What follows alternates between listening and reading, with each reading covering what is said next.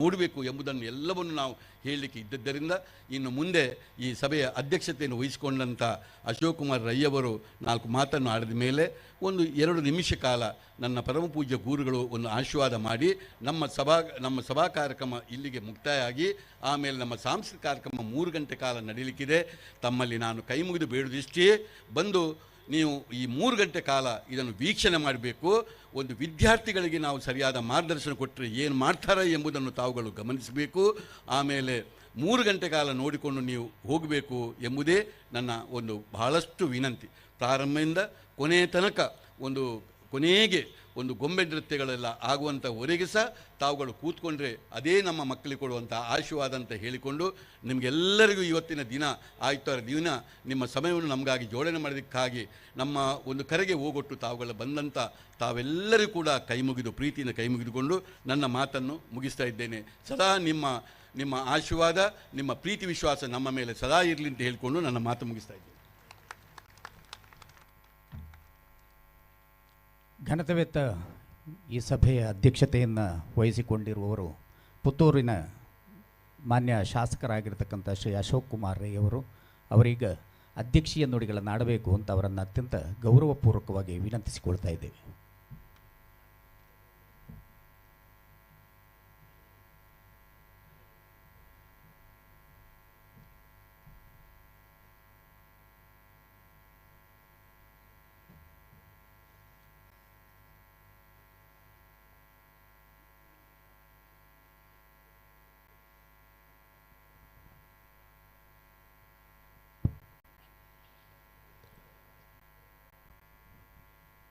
ಪುತ್ತೂರು ಶ್ರೀ ಮಹಾಲಿಂಗೇಶ್ವರ ದೇವರ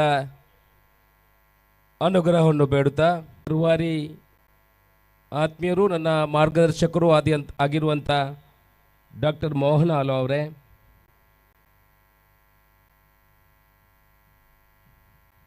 ಸ್ವಾಮೀಜಿಗಳಾದಂಥ ಡಾಕ್ಟರ್ ಸಂತೋಷ್ ಗುರೂಜಿ ಅವರ ಆಶೀರ್ವಾದವನ್ನು ಬೇಡುತ್ತಾ, ವಿಧಾನ ಪರಿಷತ್ತಿನ ಸದಸ್ಯರಾದಂಥ ಕಿಶೋರ್ ಕುಮಾರ್ ಅವರೇ, ಈ ಭಾಗದ ಮಾಜಿ ಶಾಸಕರಾಗಿರುವಂಥ ಸಂಜೀವ ಮಠಂದೂರವರೇ, ಮಾಜಿ ಶಾಸಕಿ ಆಗಿರುವಂಥ ಶಕುಂತಲಾ ಡಿ ಶೆಟ್ಟಿ ಅವರೇ, ವೇದಿಕೆಯ ಮೇಲಿರುವಂಥ ಎಲ್ಲ ಗಣ್ಯರೇ, ವೇದಿಕೆಯ ಎದುರುಗಡೆ ಇರುವಂಥ ಎಲ್ಲ ಬಂಧುಗಳೇ, ಮಾಧ್ಯಮದ ಮಿತ್ರರೇ, ಸಮಯದ ಅರಿವು ಇದೆ. ಆಲ್ವರು ಅವರ ಮಾತಿನಲ್ಲಿ ಹೇಳಿದರು, ಸಮಯವನ್ನು ಸರಿಯಾಗಿ ನೋಡಿಕೊಳ್ಬೇಕು, ಸಮಯದ ಅರಿವು ನಮಗೆ ಇರಬೇಕು. ನನಗೆ ಮೊನ್ನೆಯಿಂದ ಬುದ್ಧಿ ಹೇಳ್ತಾ ಇದ್ದಾರೆ ಅಶೋಕ್ ರೈಗಳೇ, ಯಾವುದನ್ನು ಮರೆಯೋದಿದ್ದರೂ ಸಮಯವನ್ನು ಸರಿಯಾಗಿ ಪಾಲಿಸಬೇಕು, ಆ ಸಮಯಕ್ಕೆ ಸರಿಯಾಗಿ ನೀವು ಬರಬೇಕು. ಇವತ್ತು ಬೆಳಗಿನ ಒಂದು ಕಾರ್ಯಕ್ರಮದಲ್ಲೂ ಕೂಡ ನಾವು ಜೊತೆಯಲ್ಲಿ ಸೇರಿದ್ದೀವಿ. ಅವರು ನಮಗೆ ಮಾರ್ಗದರ್ಶಕರು, ಅವರು ಹೇಳಿದ ವಿಚಾರವನ್ನು ನಾವು ಪಾಲಿಸಲಿಕ್ಕೆ ಪ್ರಯತ್ನವನ್ನು ಮಾಡ್ತೇವೆ. ಇವತ್ತು ಆಳ್ವಾಸ್ ಕಾಲೇಜ್ ಅಂತ ಹೇಳಿದರೆ ಈ ನಮ್ಮ ಭಾಗದಲ್ಲಿ ಬೇಕಾದಷ್ಟು ವಿದ್ಯಾಸಂಸ್ಥೆಗಳು ಇದ್ದಾವೆ. ನಾವು ವಿದ್ಯಾಸಂಸ್ಥೆಗಳ ಬಗ್ಗೆ ಮಾತಾಡ್ತಾ ಹೋದರೆ ಒಂದಷ್ಟು ವಿದ್ಯಾಸಂಸ್ಥೆಗಳು ಈಗ ಆರ್ಥಿಕವಾಗಿ ಮುಂದುವರಿಯುವುದನ್ನು, ಆರ್ಥಿಕವಾಗಿ ಟಾರ್ಗೆಟ್ ಮಾಡ್ತಾ ಇರೋದನ್ನು ನಾವು ನೋಡ್ತೇವೆ.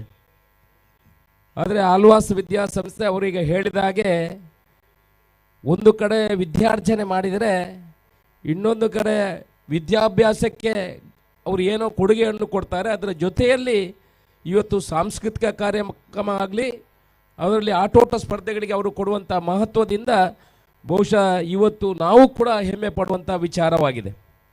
ನಾವು ಕರ್ನಾಟಕದ ಯಾವ ಭಾಗದಲ್ಲಿ ನಾವು ಹೋಗುವಾಗಲೂ ಕೂಡ ನಮ್ಮ ಹತ್ರ ಒಂದಷ್ಟು ಜನ ಕೇಳ್ತಾರೆ, ನನ್ನ ಮಗ ಇವತ್ತು ಆಳ್ವಾಸಲ್ಲಿ ವಿದ್ಯಾಭ್ಯಾಸ ಮಾಡ್ತಾ ಇದ್ದಾರೆ, ನನ್ನ ಮಗನಿಗೆ ಒಂದು ಸೀಟ್ ಕೊಡಿ, ನನ್ನ ಮಗನಿಗೆ ಏನಾದರೂ ಒಂದು ವ್ಯವಸ್ಥೆಗಳು ಆಳ್ವಾಸಲ್ಲಿ ನೀವು ಮಾತಾಡಬೇಕು ಅನ್ನೋ ವಿಚಾರ ನಮ್ಮ ಹತ್ರ ಉಲ್ಲೇಖ ಮಾಡಬೇಕಂತಂದರೆ ನಾವು ಅತ್ಯಂತ ಹೆಮ್ಮೆ ಪಡುವಂಥ ವಿಚಾರ ಆಗಿದೆ. ಇಡೀ ದಕ್ಷಿಣ ಕನ್ನಡ ಉಡುಪಿ ಜಿಲ್ಲೆಯ ಪರವಾಗಿ ನಿಮಗೆ ಅನಂತ ಅಭಿನಂದನೆಯನ್ನು ನಾವು ಹೇಳಲಿಕ್ಕೆ ಇಚ್ಛೆ ಪಡ್ತೇವೆ. ಆಳ್ವರೆ,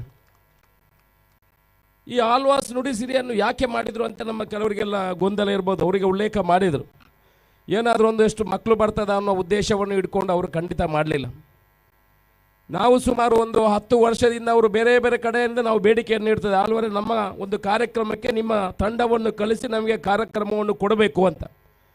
10 ವರ್ಷದ ಹಿಂದೆ ಇದೇ ಭಾಗದಲ್ಲಿ ಬಹುಶಃ ಅವರು ಕಾರ್ಯಕ್ರಮವನ್ನು ಮಾಡಿರಬೇಕು. ಇವರು ಅವರ ಸ್ವಂತ ಇಚ್ಛೆಯಿಂದ ಬಂದು ಈ ಕಾರ್ಯಕ್ರಮವನ್ನು ಮಾಡಬೇಕು ಅಂತ ನಮ್ಮೆಲ್ಲರನ್ನು ಸೇರಿಸಿಕೊಂಡು ಪಕ್ಷಾತೀತವಾಗಿ ಜಾತ್ಯತೀತವಾಗಿ ಎಲ್ಲರನ್ನು ಸೇರಿಸಿಕೊಂಡು ಒಂದು ಒಳ್ಳೆಯ ಕಾರ್ಯಕ್ರಮವನ್ನು ಮಾಡಿ, ನಾವು ಬೇಡಿಕೆ ಇಟ್ಟರೆ ಮಾಡಲಿಕ್ಕೆ ಆಗೋದಿಲ್ಲ. ನಾವು ಎಷ್ಟೋ ಸಲ ಬೇಡಿಕೆ ಇಟ್ಟಿದ್ದೀವಿ, ನಮಗೆ ನಿಮ್ಮ ಈ ತಂಡವನ್ನು ಕಳಿಸಿ ಅಂತ ಹೇಳಿದ್ರು ಆಲ್ವಾರದನ್ನು ಕಳಿಸಿಕೊಡೋದಿಲ್ಲ. ಅಂದರೆ ಅವರಿಗೆ ಹೆದರಿಕೆ ಇದೆ. ಕೆಲವು ಕಡೆ ಏನಾಗ್ತದೆ ಅಂತ ಹೇಳಿದ್ರೆ, ಈ ರಾಜ್ಯಕ್ಕೆ ಕೆಲವು ಕಾರ್ಯಕ್ರಮಗಳಿಗೆ ಹೋದರೆ ನಮ್ಮ ಭಾಷಣನೇ ಜಾಸ್ತಿ ಆಗ್ತದೆ, ಈ ಕಾರ್ಯಕ್ರಮಕ್ಕೆ ಸಮಯ ಸಿಗುವುದಿಲ್ಲ. ಮೊನ್ನೆ ಸೊರಬಕ್ಕೆ ಹೋಗಿ ರಾತ್ರಿ 10 ಗಂಟೆವರೆಗೆ ಭಾಷಣನೇ ಆಗಿದೆ, ಮತ್ತು ರಾತ್ರಿ 3 ಗಂಟೆವರೆಗೆ ಕಾರ್ಯಕ್ರಮ ಆಗಿದೆ ಅಂತ ಹೇಳ್ತಾ ಇದ್ರು. ಇವತ್ತು ಒಂದು ಒಳ್ಳೆಯ ದೃಷ್ಟಿಕೋನ ಇಟ್ಕೊಂಡು ಈ ಪುತ್ತೂರಿನವರಿಗೂ ಕೂಡ ಈ ಆಳ್ವಾಸ್ ನುಡಿಸಿರಿಯ ಬಗ್ಗೆ ಒಂದು ಒಳ್ಳೆಯ ವಿಚಾರವನ್ನು ತಿಳಿಸುವಂಥ ಪ್ರಯತ್ನವನ್ನು ಆಳ್ವರು ಮಾಡಿದ್ದಾರೆ. ನಾನು ಹೆಚ್ಚು ಮಾತಾಡಲಿಕ್ಕೆ ಹೋಗೋದಿಲ್ಲ. ಪೂರ್ತಿ ದಕ್ಷಿಣ ಕನ್ನಡ ಜಿಲ್ಲೆ ನಿಮ್ಮ ಯಾವುದೇ ಕಾರ್ಯಕ್ರಮ ಮಾಡುವುದಿಲ್ಲ ನಿಮ್ಮ ಪರವಾಗಿದೆ, ನಾವೆಲ್ಲ ನಿಮ್ಮ ಜೊತೆಯಲ್ಲಿದ್ದೇವೆ. ಇಂಥ ಕಾರ್ಯಕ್ರಮಗಳನ್ನು ಮುಂದಿನ ದಿವಸಗಳಲ್ಲಿ ಮಾಡುವಂಥ ಕೆಲಸವನ್ನು ಮಾಡಿ, ಮುಂದಿನ ವರ್ಷದಿಂದ ನೀವು ಈ ಕಾರ್ಯಕ್ರಮವನ್ನು ಮಾಡಲಿಕ್ಕೆ ನಿಮಗೆ ಆಗುವುದಿಲ್ಲ ಅಂತ ಆದರೆ ನೀವು ತಂಡವನ್ನು ಕಳಿಸಿದ್ರೆ ನಾವು ನಮ್ಮ ಎಲ್ಲ ಖರ್ಚನ್ನು ನೋಡಿಕೊಂಡು ನಾವು ಪುತ್ತೂರಿನಲ್ಲಿ ಈ ಕಾರ್ಯಕ್ರಮವನ್ನು ಮಾಡ್ತೇವೆ ಅನ್ನೋ ಮಾತನ್ನು ನಿಮಗೆಲ್ಲರಿಗೂ ಹೇಳಿ, ಈ ಕಾರ್ಯಕ್ರಮಕ್ಕೆ ಶುಭವನ್ನು ಹಾರೈಸಿ, ಎಲ್ಲರೂ ಇದನ್ನು ಕಡೆಯವರೆಗೆ ನಿಂತು ಇಷ್ಟು ಕಷ್ಟಪಟ್ಟು ಬಹುಶಃ 1 ವಾರದಿಂದ ಈ ಕಾರ್ಯಕ್ರಮಕ್ಕೆ ಇವತ್ತು ಬೆಳಿಗ್ಗೆ ಬಂದು ಇಲ್ಲಿ ಈ ಕಾರ್ಯಕ್ರಮವನ್ನು ಒಳ್ಳೆಯ ರೀತಿಯಲ್ಲಿ ತೋರಿಸಬೇಕು. ಜೊತೆಗೆ ನಮಗೆ ಕೂಡ ಬುದ್ಧಿವಾದ ಹೇಳಿ ಒಂದು ಕಾರ್ಯಕ್ರಮವನ್ನು ಯಾವ ರೀತಿ ಅಚ್ಚುಕಟ್ಟಾಗಿ ಮಾಡಬಹುದು ಅನ್ನುವ ರೀತಿಯಲ್ಲಿ ಈ ಪುತ್ತೂರಿನ ಜನತೆಗೆ ಕೂಡ ತೋರಿಸುವಂಥ ಪ್ರಯತ್ನವನ್ನು ಮಾಡಿದ್ರಿ. ಖಂಡಿತ ಒಳ್ಳೆಯ ರೀತಿಯಲ್ಲಿ ನಡೆಯುತ್ತದೆ. ನಾವೆಲ್ಲ ಜೊತೆ ನಿಂತು ಈ ಕಾರ್ಯಕ್ರಮವನ್ನು ವೀಕ್ಷಣೆ ಮಾಡುವಂಥ ಕೆಲಸವನ್ನು ಮಾಡ್ತೇವೆ. ಆ ಮಾಲಿಂಗೇಶ್ವರ ಆಶೀರ್ವಾದ ನೀವು ಮುಂದೆ ಮಾಡುವಂಥ ಮೆಡಿಕಲ್ ಕಾಲೇಜು ಏನೆಲ್ಲ ಇದೆ ಅದಕ್ಕೆ ಶುಭವನ್ನು ಕೊಡ್ತಾನೆ ಅನ್ನುವ ಮಾತನ್ನು ಹೇಳಿ ನಿಮಗೆಲ್ಲ ವಂದಿಸಿ ನನ್ನ ಮಾತನ್ನು ಮುಗಿಸ್ತೀನಿ. ಜೈ ಹಿಂದ್. ಒಮ್ಮೆ ಜೈಕಾರ ಹಾಕೋಣ. ಊರ್ಜಾ ಬೋಲೋ ಭಾರತ್ ಮಾತಾ ಕಿ. ಜೋರು ಪಾಡಲಿ, ಪುತ್ತೂರದ ಸ್ವರ ಕೈ ಮಿತ್ತಿದೇರ್ತಿ ಪಾಡ್ಲಿ ಕುಮಾರ. ಬೋಲೋ ಭಾರತ್ ಮಾತಾ ಕಿ, ಬೋಲೋ ಭಾರತ್ ಮಾತಾ ಕಿ. ನನ್ನವರ ಗೋವಿಂದ ಪಡ್ಗೋಣ. ಮಾಲಿಂಗೇಶ್ವರದವರ ಪಾದಾರವಿಂದಕ್ಕೆ ಗೋವಿಂದ ಹರಿ ಗೋವಿಂದ.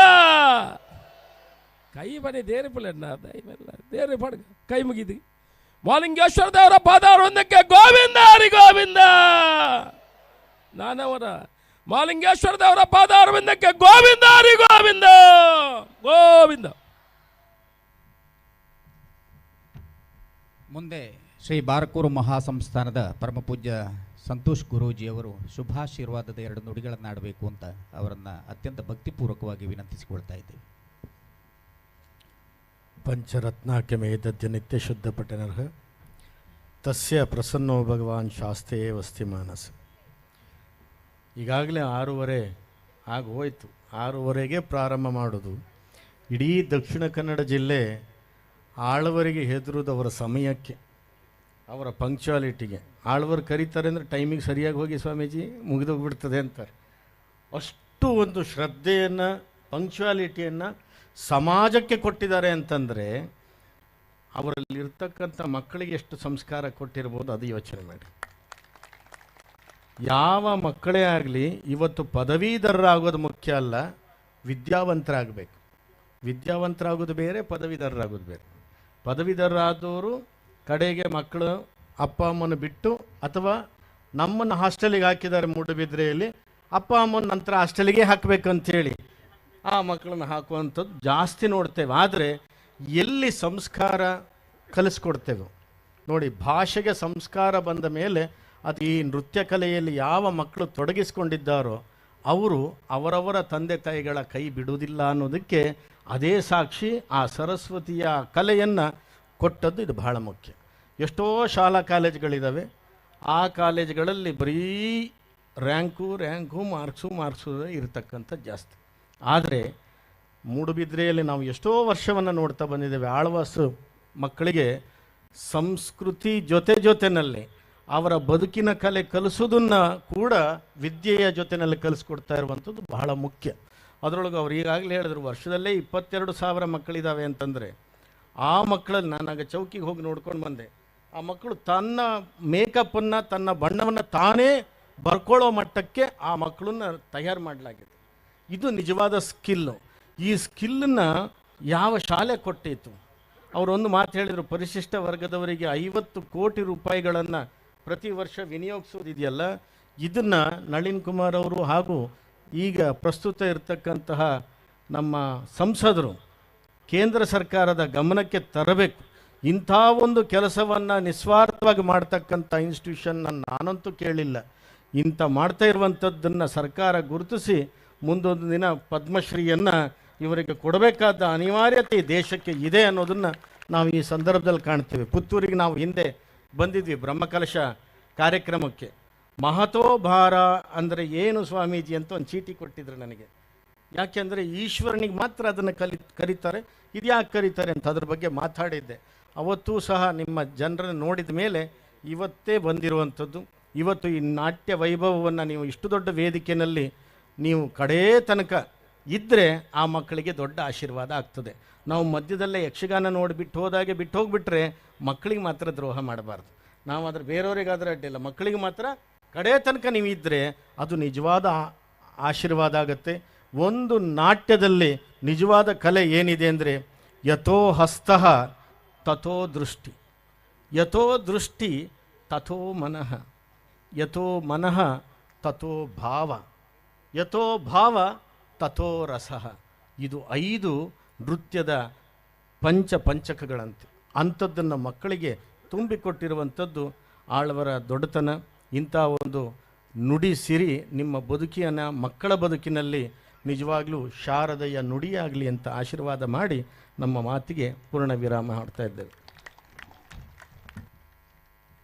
ಆಳ್ವ ಸಾಂಸ್ಕೃತಿಕ ವೈಭವದ ಈ ಸಭಾ ಕಾರ್ಯಕ್ರಮದಲ್ಲಿ ಉದ್ಘಾಟನೆಯನ್ನು ನೆರವೇರಿಸಿದವರು ನಮ್ಮ ಶ್ರೀ ನಳಿನ್ ಕುಮಾರ್ ಕಟೀಲ್ ಅವರು. ಅದೇ ರೀತಿಯಲ್ಲಿ ಅಧ್ಯಕ್ಷತೆಯನ್ನು ವಹಿಸಿಕೊಂಡಿರತಕ್ಕಂಥ ಶ್ರೀ ಅಶೋಕ್ ಕುಮಾರ್ ರೈ ಹಾಗೂ ಪರಮಪೂಜ್ಯ ಸ್ವಾಮೀಜಿಯವರಿಗೆ ಧನ್ಯವಾದಗಳನ್ನು ಅರ್ಪಿಸ್ತಾ ವೇದಿಕೆ ಮೇಲೆ ಇರತಕ್ಕಂಥ ಎಲ್ಲ ಗಣ್ಯರಿಗೆ ವಂದನೆಗಳನ್ನು ಸಲ್ಲಿಸುತ್ತಾ ಆಳ್ವ ಸಾಂಸ್ಕೃತಿಕ ವೈಭವವನ್ನು ಕಣ್ತುಂಬಿಸಿಕೊಳ್ಳುವಂತಹ ಸಮಯ ಈಗ. ಶ್ರೀ ನಿತೀಶ್ ಮಾರ್ನಾಡ್ ಅವರು ನಡೆಸಿಕೊಡಬೇಕು ಅಂತ ಅವರನ್ನು ವಿನಂತಿಸಿಕೊಳ್ತಾ ಇದ್ದೇವೆ.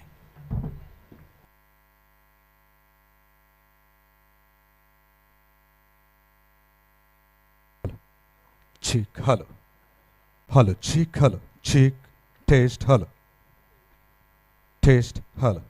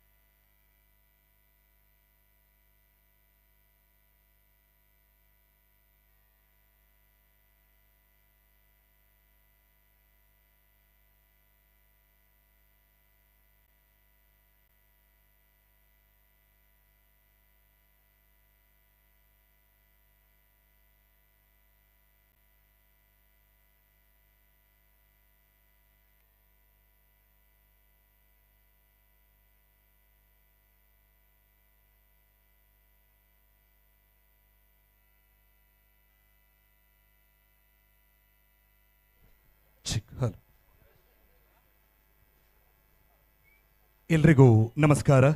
ಸ್ಥಳ ಸಾನ್ನಿಧ್ಯ ದೇವರಾದಂತಹ ಮಹಾಲಿಂಗೇಶ್ವರ ದೇವರ ಪಾದಚರಣಗಳಿಗೆ ನಮಿಸ್ತಾ ಈ ಕಾರ್ಯಕ್ರಮದಲ್ಲಿ ಉಪಸ್ಥಿತರಿರುವಂತಹ ಬಾರಕೂರು ಮಹಾಸಂಸ್ಥಾನದ ಡಾಕ್ಟರ್ ಸಂತೋಷ್ ಗುರೂಜಿ ಅವರ ಆಶೀರ್ವಾದವನ್ನು ಪಡೆದುಕೊಳ್ತಾ ಕಡಲತಡಿಯಿಂದ ಹಿಮಾಚಲದವರೆಗೆ, ಕಚ್ನಿಂದ ಕನ್ಯಾರೂಪದವರೆಗೆ ಸಂಸ್ಕೃತಿಯೇ ಮೈ ತಳೆದ ವಿಭಿನ್ನತೆ. ಉತ್ತರದಲ್ಲಿ ಉತ್ತುಂಗ ಹಿಮವಂತ, ದಕ್ಷಿಣದಲ್ಲಿ ಅಗಾಧ ಶರದಿ, ಮೇಲೆ ಕಿರೀಟಪ್ರಾಯದ ಹಿಮವೇ, ಕೆಳಗೆ ತಾಯಿಯ ಚರಣಕ್ಕೆ ನೀಲಾಸಿಂಧು ಜಲಸ್ಪರ್ಶ, ತನ್ಮಧ್ಯ ಭಾರತ ವರ್ಷ. ಇಂತಹ ಭಾರತ ದೇಶ ಇಡೀ ಜಗತ್ತಿಗೆ ವಸುದೈವ ಕುಟುಂಬಕಂ ಎನ್ನುವ ಪರಿಕಲ್ಪನೆಯನ್ನ ನೀಡಿ ಜಗತ್ತಿಗೆ ಜಗದ್ಗುರು ಆದಂತಹ ರಾಷ್ಟ್ರ. ಇಂತಹ ಹೆಮ್ಮೆಯ ರಾಷ್ಟ್ರದ ನಮ್ಮ ನೆಲದ ಕಲೆಗಳನ್ನ ಬಿಂಬಿಸುವಂತಹ ವಿಭಿನ್ನ ಕಾರ್ಯಕ್ರಮವೇ ಆಳ್ವಾಸ್ ಸಾಂಸ್ಕೃತಿಕ ವೈಭವ ಕಾರ್ಯಕ್ರಮ. ಈ ದಿನ ಆಳ್ವಾಸ್ ನುಡಿಸಿರಿ ವಿರಾಸತ್ ಘಟಕ ಪುತ್ತೂರು ಮತ್ತು ಆಳ್ವಾಸ್ ವಿದ್ಯಾಸಂಸ್ಥೆಯ ಸಂಯುಕ್ತ ಆಶ್ರಯದಲ್ಲಿ ನಡೀತಾ ಇರುವಂತಹ ಈ ಸಾಂಸ್ಕೃತಿಕ ವೈಭವ ಕಾರ್ಯಕ್ರಮಕ್ಕೆ ಸಾಕ್ಷಿಯಾಗ್ತಾ ಇದ್ದೇವೆ.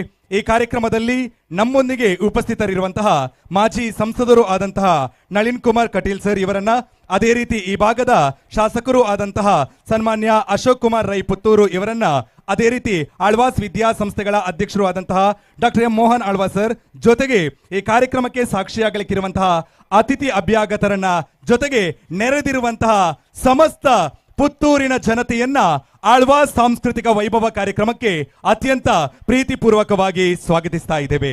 ಬಂಧುಗಳೇ, ನಾವು ಸೇರಿರುವಂತದ್ದು ಮಹಾಲಿಂಗೇಶ್ವರನ ದೇವರ ಸಾನ್ನಿಧ್ಯದಲ್ಲಿ. ಈ ಕಾರ್ಯಕ್ರಮದ ಆರಂಭವನ್ನ ಮಾಡ್ತಾ ಇರುವಂತದ್ದು ಆ ಶಿವ ದೇವರ ಸ್ತುತಿಯನ್ನ ಮಾಡುವಂತಹ ಗೀತೆಯೊಂದಕ್ಕೆ ಯೋಗ ಪ್ರದರ್ಶನವನ್ನ ಮಾಡುವ ಮೂಲಕ ಜಗತ್ತಿಗೆ ಹಲವಾರು ಹೊಸತನಗಳನ್ನ ಕೊಟ್ಟಂತಹ ಹಿರಿಮೆ ನಮ್ಮ ಭಾರತ ದೇಶಕ್ಕೆ ಸಲ್ಲುತ್ತೆ. ಅದು ಶೂನ್ಯ ಇರಬಹುದು, ಆಯುರ್ವೇದ ಇರಬಹುದು, ಯೋಗದಂತಹ ಮಹಾನ್ ಚೇತನಗಳನ್ನ ಇಡೀ ಜಗತ್ತಿಗೆ ಕೊಡುಗೆಯಾಗಿ ನೀಡಿದೆ. ಇಂತಹ ಯೋಗವನ್ನ ವೇದಿಕೆಯ ಮೇಲೆ ನೋಡುವಂತಹ ಸಮಯ. ಪ್ರತಿನಿತ್ಯ ಮಾಡಬೇಕು ಯೋಗ, ಸದೃಢವಾಗೋದು ನಮ್ಮ ಆರೋಗ್ಯ. ಇದು ಹುಟ್ಟಿರೋದು ನಮ್ಮ ನೆಲದಲ್ಲೇ ಅನ್ನೋದು ನಮ್ಮ ಬಹುದೊಡ್ಡ ಭಾಗ್ಯ.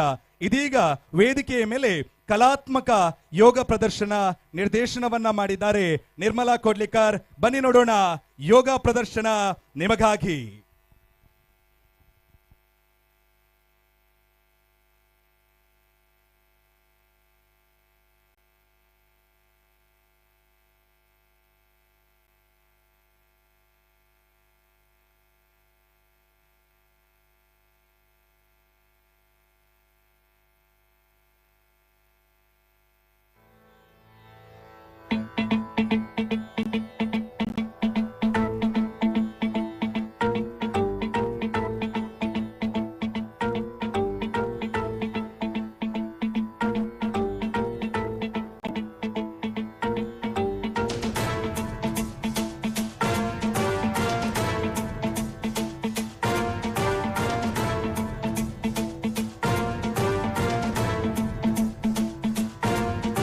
जटाटवीगलज्जल प्रवाह पावित स्थले कलेवलम्ब्य लम्बितां भुजंग तुंग मालिका अमड्डमड्डमड्डमन्निनाद वड्डमर्वयं चकार चण्ड ताण्डवं तनोतु नः शिव शिवम्.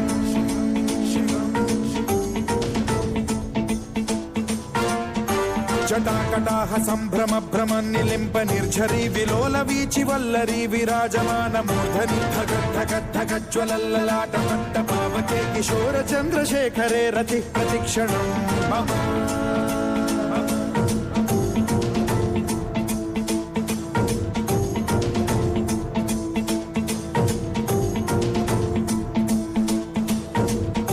धराधरेन्द्र नन्दिनी विलास बन्धु बन्धुरस्फुरद्दिगन्त संतति प्रमोदमान मानसे कृपा कटाक्ष धोरणी निरुद्ध दुर्धरापदि क्वचिद्दिगम्बरे मनो विनोदमेतु वस्तुनि.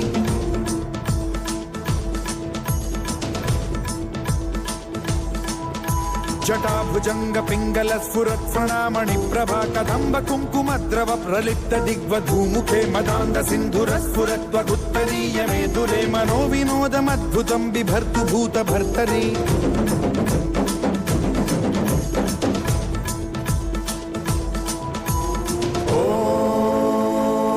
ॐ नमः शिवाय.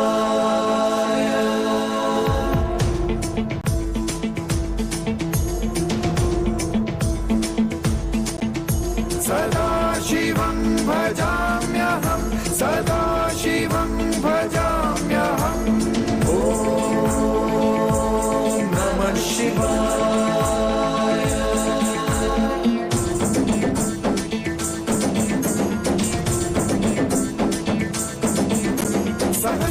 लोचनं प्रभृत्य शेषलेख शेखर प्रसून धूलिधोरणी विधूसराङ्घ्रिपीठभूभुजङ्गराजमालया निबद्ध जाटजूटक श्रियैचिराय जायतां चकोरबन्धुशेखरः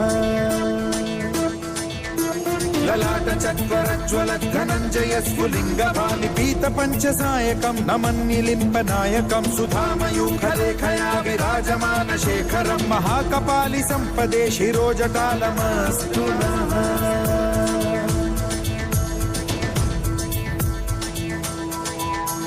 कराल भाल पट्टिका धगद्धगद्धगज्ज्वलद्धनञ्जयाहुतीकृत प्रचण्ड पञ्चसायके धराधरेन्द्र नन्दिनी कुचाग्र चित्रपत्रक प्रकल्पनैक शिल्पिनी त्रिलोचने रतिर्मम नवीन मेघमण्डली निरुद्ध दुर्धर स्फुरत् कुहूनिशीथिनी तमः प्रबन्धबद्ध कन्धरः निलिम्प निर्झरीधरस्तनोतु कृत्ति सिन्धुरः कलानिधान बन्धुरः श्रियं जगद्धुरन्धरः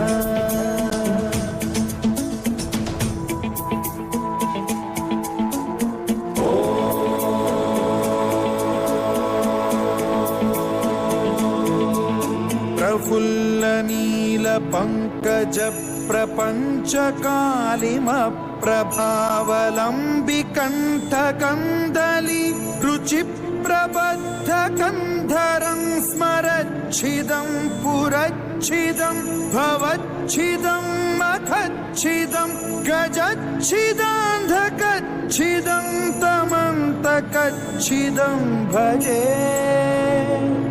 अखर्व सर्व मंगला कला कदम्ब मंजरी रस प्रवाह माधुरी विजृंभणा मधुव्रतं स्मरान्तकं पुरान्तकं भवान्तकं मखान्तकं गजान्तकान्धकान्तकं तमन्तकान्तकं भजे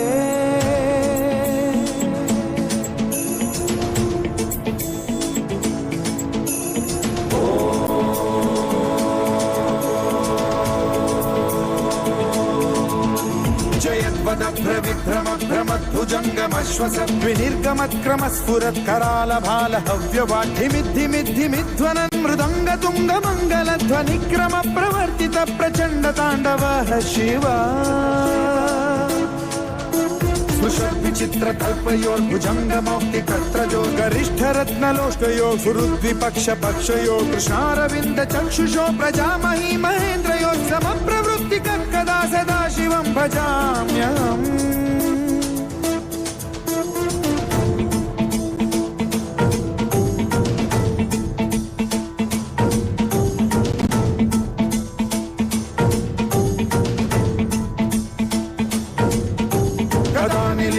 निर्झरी निकुंज कोटरे वसन् विमुक्त दुर्मतिः सदा शिरस्थमञ्जलिं वहन् विमुक्त लोललोचनो ललाम भाल लग्नकः शिवेति मन्त्रमुच्चरन् कदा सुखी भवाम्यहम्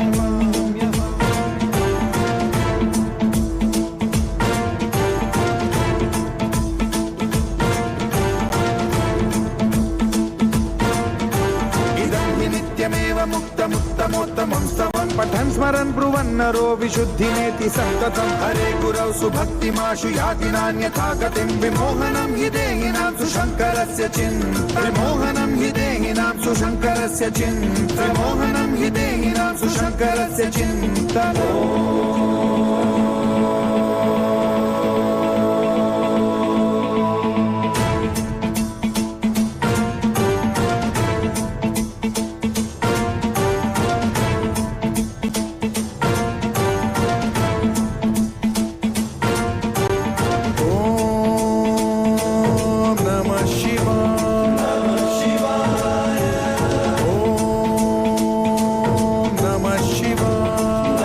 शिवाय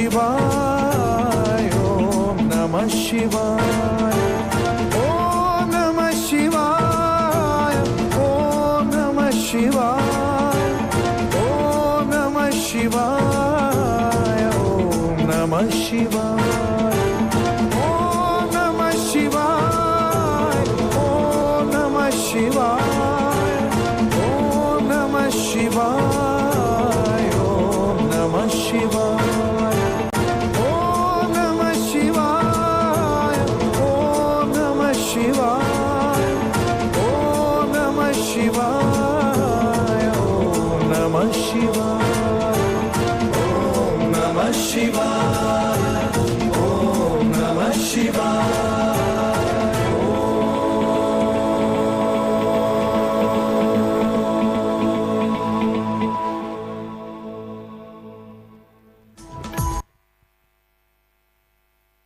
ಮುಂದಕ್ಕೆ ಈ ವೇದಿಕೆಯ ಮೇಲೆ ಭರತ ಮುನಿಗಳಿಂದ ಸೃಜಿಸಲ್ಪಟ್ಟಂತಹ ಭರತನಾಟ್ಯವನ್ನ ನೋಡುವಂತಹ ಸಮಯ.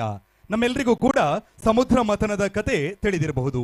ಒಂದು ಕಡೆಯಲ್ಲಿ ಅಸುರರು, ಮತ್ತೊಂದು ಕಡೆಯಲ್ಲಿ ದೇವತೆಗಳು ಹಾಲಿನ ಸಮುದ್ರವನ್ನ ಅಮೃತಕ್ಕಾಗಿ ಮಥನವನ್ನ ಮಾಡುವಂಥದ್ದು, ಕಡೆಯುವಂಥದ್ದು. ಈ ಸಮಯದಲ್ಲಿ ಕೇವಲ ಅಮೃತ ಮಾತ್ರ ದೊರಕದೆ ಅಮೃತದ ಜೊತೆಗೆ ಕೆಲವೊಂದು ರತ್ನಗಳು ಕೂಡ ದೊರಕುವಂಥದ್ದು. ಆ ಒಂದು ರತ್ನಗಳಲ್ಲಿ ಒಂದು ಕಮಲದ ಮಧ್ಯದಲ್ಲಿ ಜನ್ಮವನ್ನ ತಾಳಿದಂತಹ ಲಕ್ಷ್ಮೀ ದೇವತೆ, ಅಂದ್ರೆ ಅವರನ್ನ ಸಂಪತ್ತಿನ ಅಧಿದೇವತೆ ಅಂತ ನಾವೆಲ್ಲರೂ ಕೂಡ ಆರಾಧನೆಯನ್ನ ಮಾಡ್ತೇವೆ. ಹೀಗೆ ಸಂಪತ್ತಿನ ಅಧಿದೇವತೆಯಾದಂತಹ ಮಹಾಲಕ್ಷ್ಮಿಯನ್ನ ಆದಿಲಕ್ಷ್ಮಿ, ಧನಲಕ್ಷ್ಮಿ, ಧಾನ್ಯಲಕ್ಷ್ಮಿ, ಗಜಲಕ್ಷ್ಮಿ, ಸಂತಾನಲಕ್ಷ್ಮಿ, ಧೈರ್ಯಲಕ್ಷ್ಮಿ, ವಿದ್ಯಾಲಕ್ಷ್ಮಿ, ವಿಜಯಲಕ್ಷ್ಮಿ, ಹೀಗೆ 8 ರೂಪಗಳಲ್ಲಿ ಆರಾಧನೆಯನ್ನ ಮಾಡ್ಕೊಂಡು ಬಂದಿದ್ದೇವೆ. ಇದೀಗ ವೇದಿಕೆಯ ಮೇಲೆ 8 ರೂಪದ ಲಕ್ಷ್ಮಿಯರನ್ನು ನೋಡುವಂತಹ ಸಮಯ. ನಿರ್ದೇಶನವನ್ನ ಮಾಡಿದ್ದಾರೆ ವಿದ್ವಾನ್ ದೀಪಕ್ ಕುಮಾರ್ ಪುತ್ತೂರು. ಬನ್ನಿ ನೋಡೋಣ ಭರತನಾಟ್ಯ ಅಷ್ಟಲಕ್ಷ್ಮಿಯರು.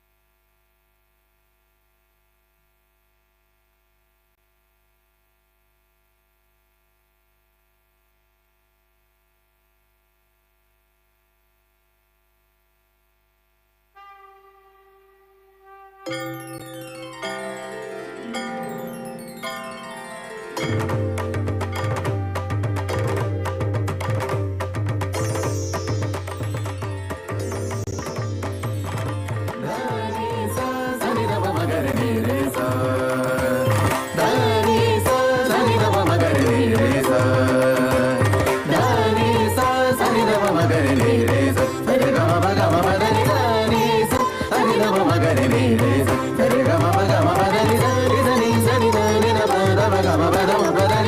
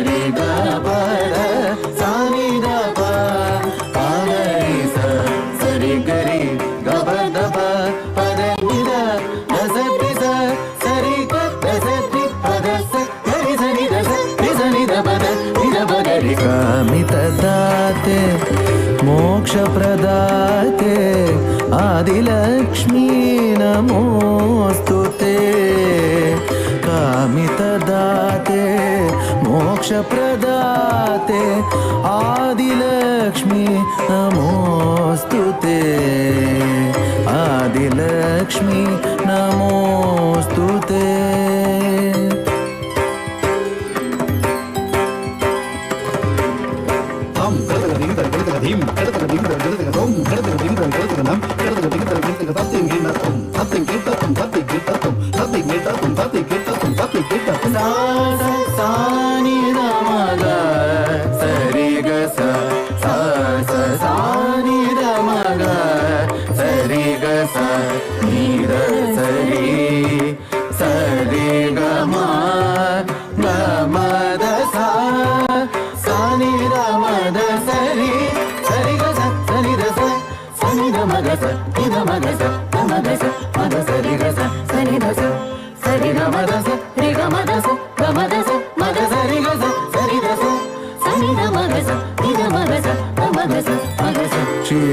क्षीरसम्भवे कल्मषनाशिनी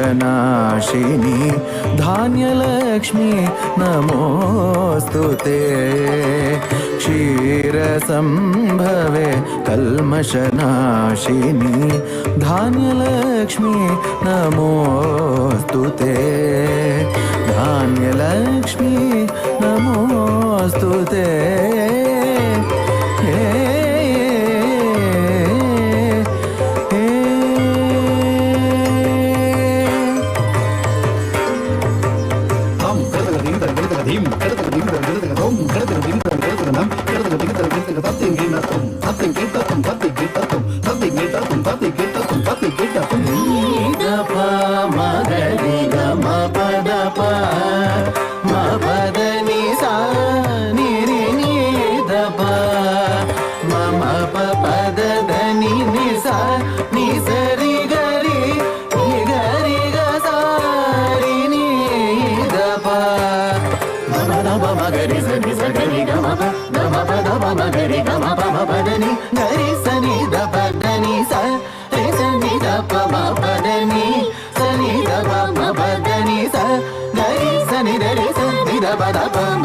विष्णु मनोहरि दुष्टध्वंसिनी धैर्यलक्ष्मी नमोऽस्तुते विष्णु मनोहरि दुष्टध्वंसिनी धैर्यलक्ष्मी नमोऽस्तुते धैर्यलक्ष्मी नमोऽस्तुते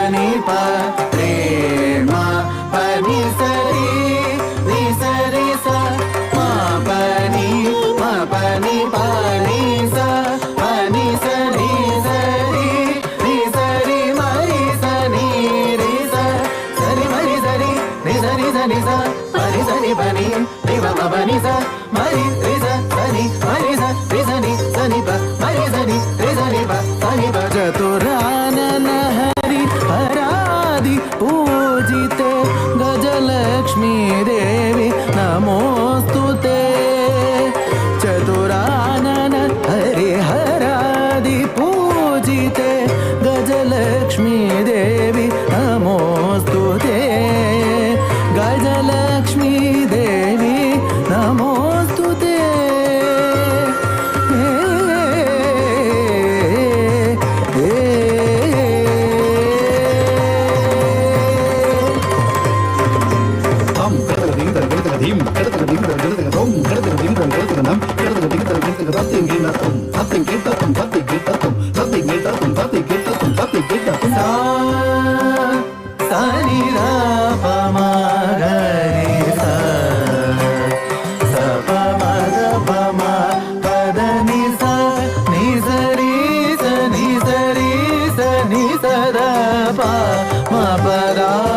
ma pa ದ ಪ ಮ ಪ ದ ರಿ ಸ ಗ ರಿ ಮ ಗ ಪ ಮ ದ ಪ ಗ ರಿ ಸ ರಿ ಗ ಮ ಗ ರಿ ಗ ಮ ಗ ರಿ ಗ ಗ ರಿ ಸ ರಿ ಸ ರಿ ಸ ರಿ ಸ ರಿ ಸ ಸ ರಿ ಗ ಮ ಗ ರಿ ಗ ಮ ಗ ರಿ ಗ ಗ ರಿ ಸ ರಿ ಸ ರಿ ಸ ರಿ ಸ ರಿ ಸ ಸ ರಿ ರಿ ಸ ಪ ದ ಮ ಪ ಸ ರಿ ರಿ ಸ ರಿ ಸ ರಿ ಗ ಮ ಪ ದ ರಿ ಸ ರಿ ಸ ರಿ ಸ ರಿ ದ ರಿ ದ ಸ ರಿ ಸ ರಿ ರ ಪ ದ ಮ ಮ ಗ ರಿ ಗ ರಿ ಸ ರಿ ಸ ರಿ ಸ ರಿ ಗ ರಿ ಗ ಮ ಗ ಸ ರಿ ಗ ಮ ಗ ರಿ ಗ ಮ ಮ ಮ ಗ ಮ ಪ ದ ರಿ ಸ ರಿ ಸ ರಿ ಸ ನಿ ರ ನಿ ರ ಸ ರಿ ಸ ನಿ ರ ಪ ದ ಮ ಮ ಗ ರಿ ಗ ರಿ ಸ ರಿ ಪದ್ಮನಯನೆ ಪದ್ಮನಾಭ ಪ್ರಿಯೆ ಪದ್ಮನಯನೆ ಪದ್ಮನಾಭ ಪ್ರಿಯೆ ಸಂತಾನ ಲಕ್ಷ್ಮಿ ನಮೋಸ್ತುತೆ ಪದ್ಮನಯನೆ ಪದ್ಮನಾಭ ಪ್ರಿಯೆ ಸಂತಾನ ಲಕ್ಷ್ಮಿ ನಮೋಸ್ತುತೆ ಸಂತಾನ ಲಕ್ಷ್ಮಿ ನಮೋಸ್ತುತೆ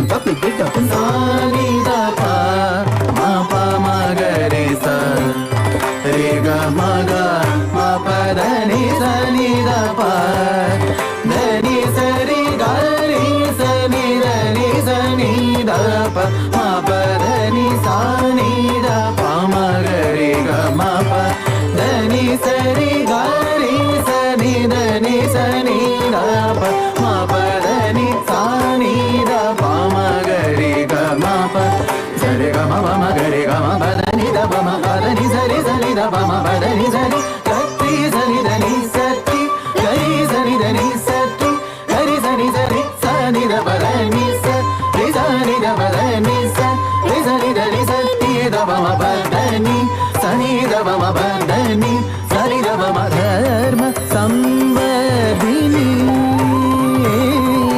ಧರ್ಮ ಸಂವರ್ಧಿನಿ ಸುರೇಶ್ವರಿ ವಿಜಯಲಕ್ಷ್ಮಿ ನಮೋಸ್ತುತೆ ಧರ್ಮ ಸಂವರ್ಧಿನಿ ಸುರೇಶ್ವರಿ ವಿಜಯಲಕ್ಷ್ಮಿ ನಮೋಸ್ತುತೆ ವಿಜಯಲಕ್ಷ್ಮಿ ನಮೋಸ್ತುತೆ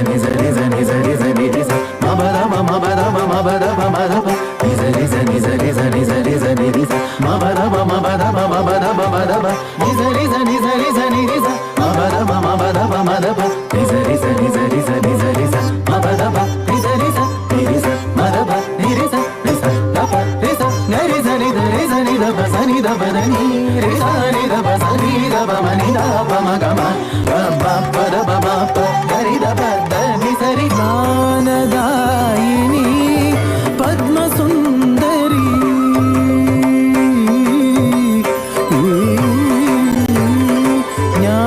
ಜ್ಞಾನದಾಯಿನಿ ಪದ್ಮಸುಂದರಿ ವಿದ್ಯಾಲಕ್ಷ್ಮಿ ನಮೋಸ್ತುತೆ ಜ್ಞಾನದಾಯಿನಿ ಪದ್ಮಸುಂದರಿ ವಿದ್ಯಾಲಕ್ಷ್ಮಿ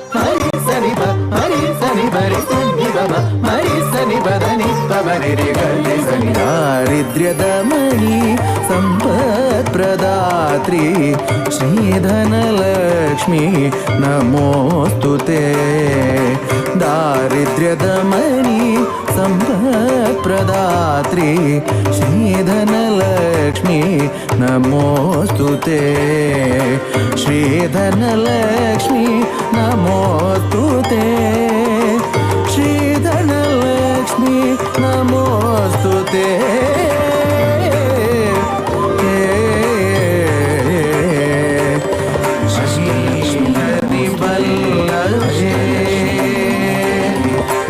अष्टलक्ष्मी नमोस्तुते श्रीहरि वल्लभे अष्टलक्ष्मी नमोस्तुते अष्टलक्ष्मी नमोस्तुते अष्टलक्ष्मी नमोस्तुते अष्टलक्ष्मी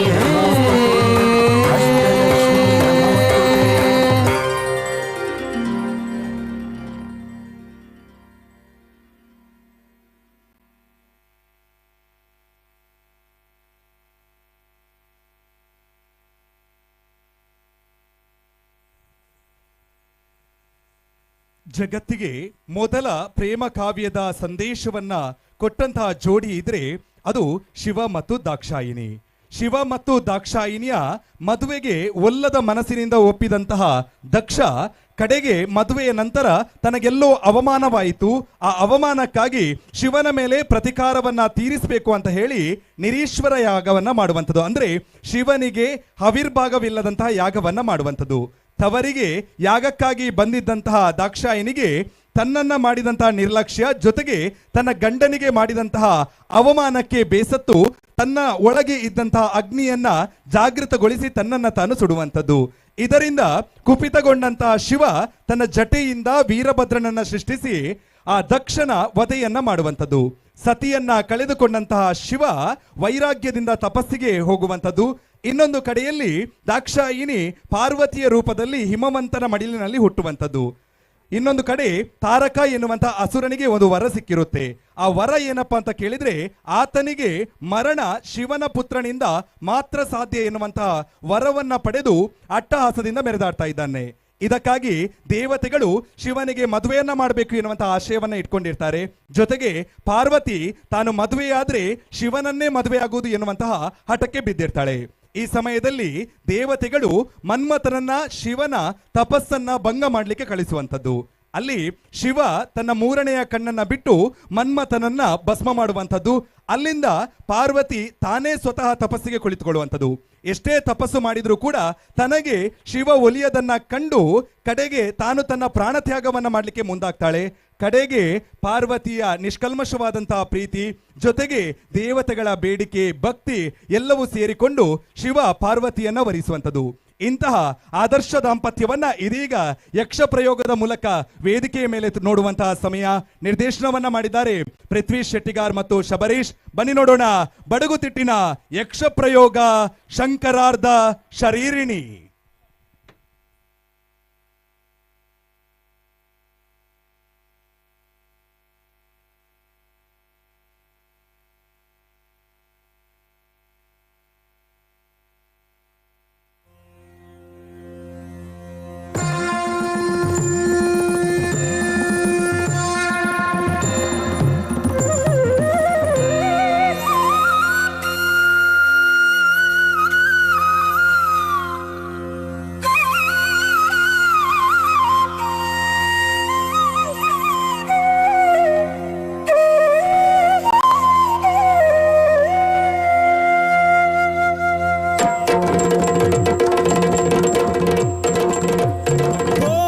ಶಂಭೋ ಶಿವ ಶಂಭೋ ಸ್ವಯಂಭೋ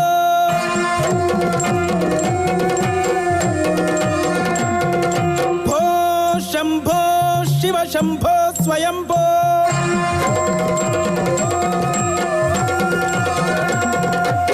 ಮಧುರ ಮಗೋನತ ದಾಂಪತ್ಯ ಹೃದಯೋನ್ಮೀಲಿತ ಸಾಂಗತ್ಯ ಇದು ಶಿವ ಸತಿಯರ ಅನುರಕ್ತಿ ಪದುಳದಿ ಕಟು ಮಧು ಸಂಪ್ರತಿ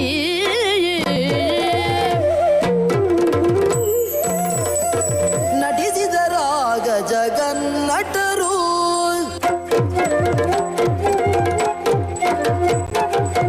ನಟಿಸಿದರಾಗ ಜಗನ್ನಟರು ಚಟುಲ ವಿಭಾವತಿ ಕಲೆತವರು ಚಟುಲ ವಿಭಾವತಿ ಕಲೆತವರು ನಟಿಸಿದರಾಗ ಜಗನ್ನಟರು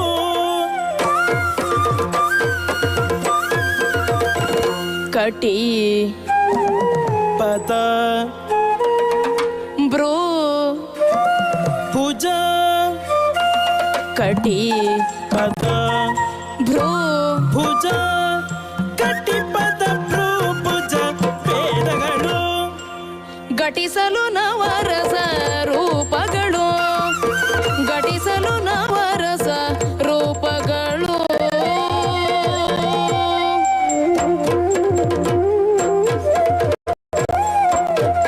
ವೃಕ್ಷಾವೇಶದಿ ನೃತ್ಯವಳಿಯನ್ನು ಸಾಕ್ಷಾತ್ಕರಿಸಿ ಬಾಲಾಕ್ಷ ರೂಕ್ಷಾವೇಶದಿ ನೃತ್ತಾವಳಿಯನ್ನು ಸಾಕ್ಷಾತ್ಕರಿಸೆ ಬಾಲಾಕ್ಷ ಪ್ರೇಕ್ಷ ಪ್ರಮೋದಕ ಲಾಸ್ಯ ವಿಲಾಸವ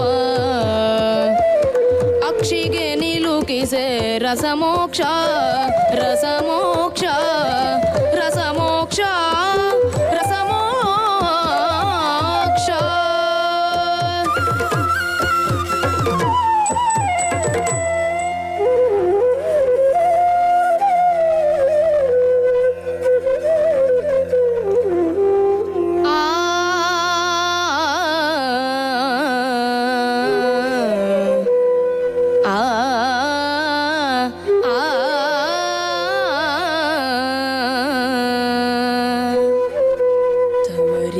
ತವರಿನಾಸೆಯು ಚಿಗುರಲ ಶರ್ವಾಣಿ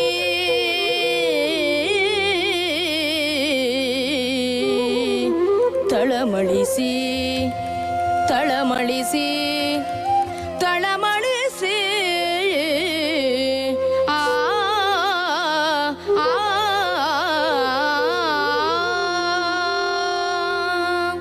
ಶಂಭು ಮಗಾದೇವ ಬಾರೆನ್ನ ಜೊತೆಗೆ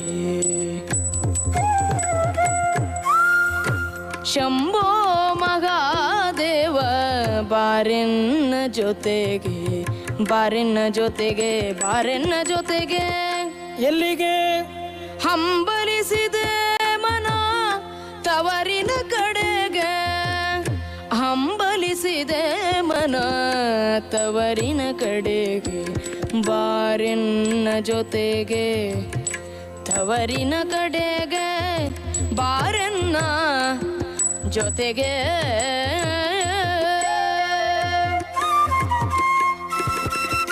ಬೇಡ ಸತಿ ಯಾಕೆ ಸ್ವಾಮಿ ವರುಣಾಲೋಕದೋಳೊಮ್ಮೆ ನಡೆದ ಯಾಗಗಳು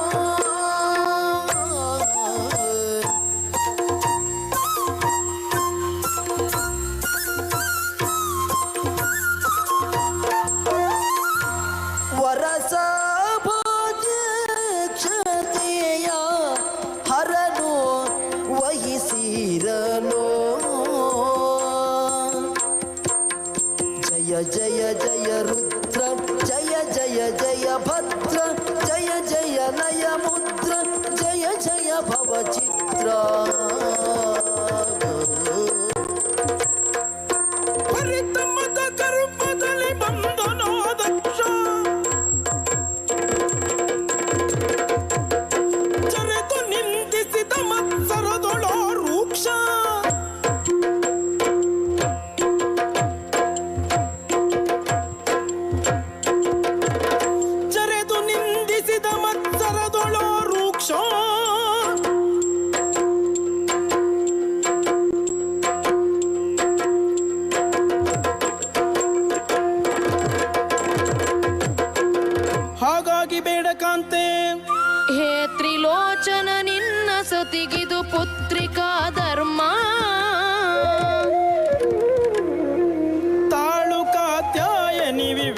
ಕಿವಿಯದಿ ಕೇಳವನ ಮರ್ಮ.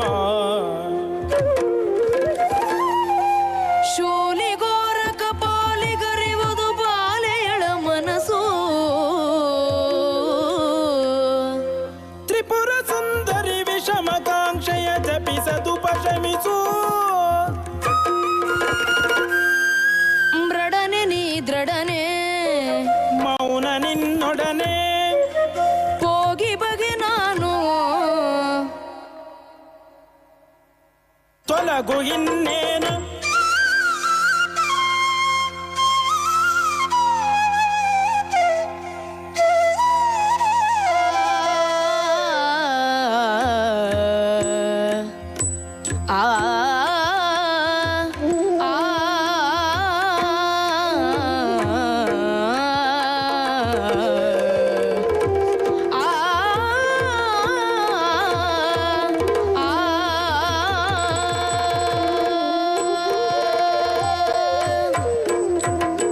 ಯಾಗವು ಸಾಗುತ್ತಿದೆ ನಿರೀಶ್ವರ, ಯಾಗವು ಸಾಗುತ್ತಿದೆ,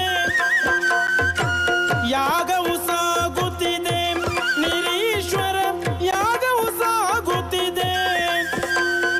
ದಿತ್ತತ್ತಾಂ ದಿತ್ತತ್ತಾಂ ದಿತ್ತ ದಿತ್ತ ದಿತ್ತತ್ತಾಂ ದಿತ್ತತ್ತಾಂ ದಿತ್ತತ್ತಾಂ ದಿತ್ತ ದಿತ್ತ ದಿತ್ತತ್ತಾಂ. ತವರನ್ನು ಸೇರುವ ತವ ಕದಿ ಬಂದಳು,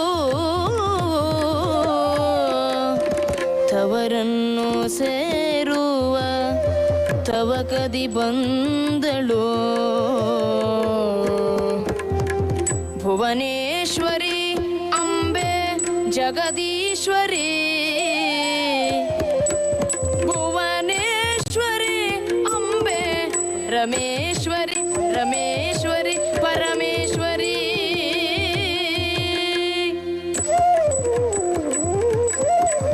ಪುಣ್ಯ ಪುರುಷ ಪಿತನಿಗೆ ನಮನ.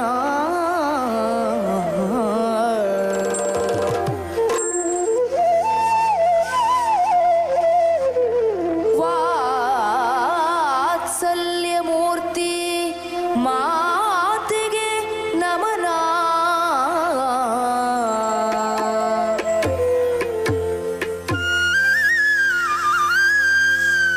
ಸ್ನೇಹದ ಸೋದರಿಯರೇ ನಮನ.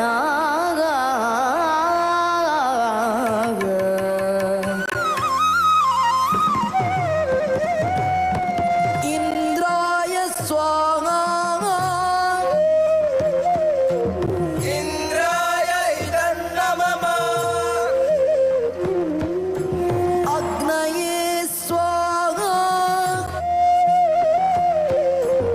ಅಗ್ನಯೇ ಇದನ್ನಮಮ, ಯಮಾಯ ಸ್ವಾಹ, ಯಮಾಯ ಇದನ್ನಮಮ, ಈಶಾನಾಯ ಆ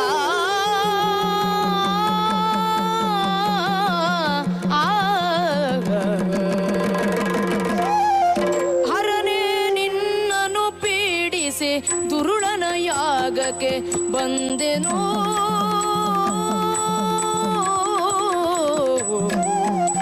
ಹರನೇ ನಿನ್ನನ್ನು ಪೀಡಿಸಿ ದುರುಳನ ಯಾಗಕ್ಕೆ ಬಂದೆನು. ಹರಿದುದು ಚಲಘಟ ಬುದ್ಧಿಯು ಸರಿಯಾಯಿತೆ ಶಾಸ್ತಿ.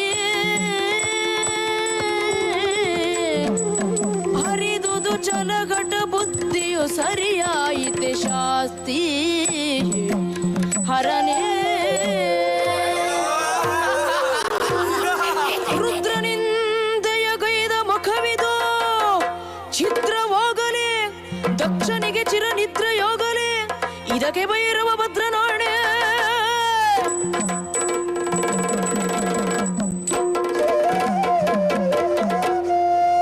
ಪಾನ ಪಾನವ ನಾಭಿಗೆ ಧರಿಸಿ ಉದಾನವ ದಯಾಗ್ರದಿ ನೆಲೆಗೊಳಿಸಿ ಕೊರಳಿಯು ವಾಯುವ ಭ್ರೂ ಮಧ್ಯಕ್ಕೆ ತರಿಸಿ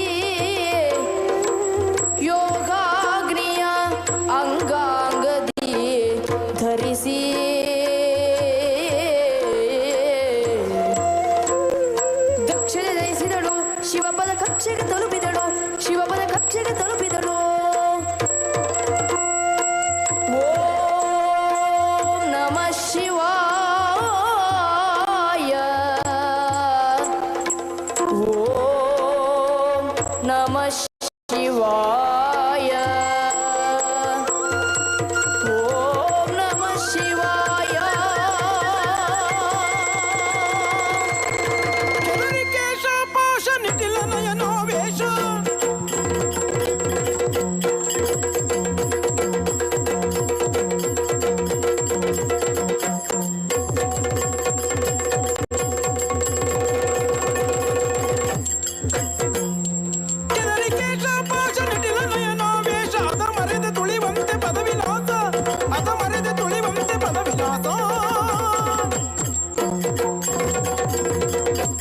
ಉಂಡಮಾಲೆಯ ಧರಿಸಿ ವಿಷಮಾಕ್ಷಿಗಳು ಜ್ವಲಿಸಿ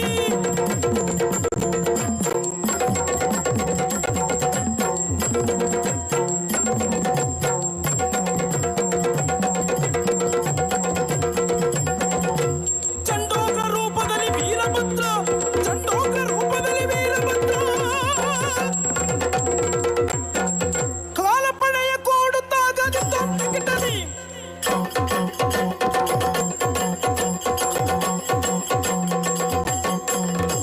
ಶೂಲವನ್ನು ತಿರುಗುತ್ತಾಗ ತಿತ್ತಂ ತಗಿತನಿ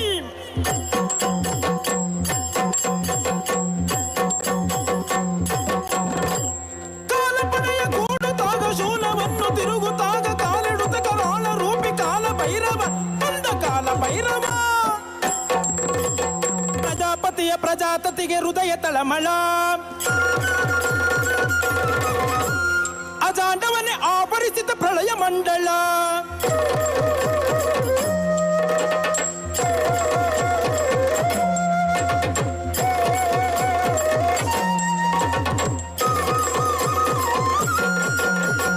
ಮಾತೆಯ ಕಾಡಲು ಮೀಸೆ ತೀಡಿದ ಭೃಗುವಿನ ಮೀಸೆ ಕಿತ್ತನು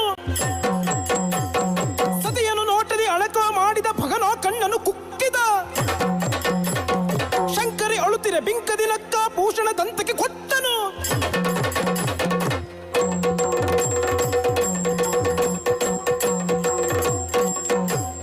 ಎಲೆ ಎಲೆ ನಿಲ್ಲಲ ಮಖವೈರಿ ಕಲೋಕೆ ಬಂದೆಯ ಮದವೇರಿ ಕಾಪಾಲಿಕನ ಕುಮಾರಕನೇ ಸಾಧ್ವೆ ಕಣಕಿದ ತಾಮಸನೇ ನಿನ್ನನ್ನು ಮುಗಿಸುವೆನು ಮಕ್ಕಳಿಗೆ ನಿನ್ನನ್ನು ಹೋಮಿಪೆನು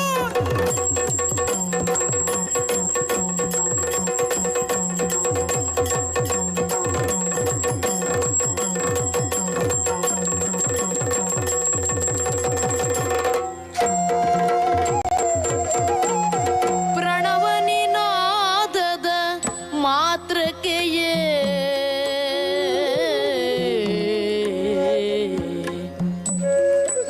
ಮನದನುರಾಗದ ಬಾಲಿಕೆಯೇ ಮನದನುರಾಗದ ಬಾಲಿಕೆಯೇ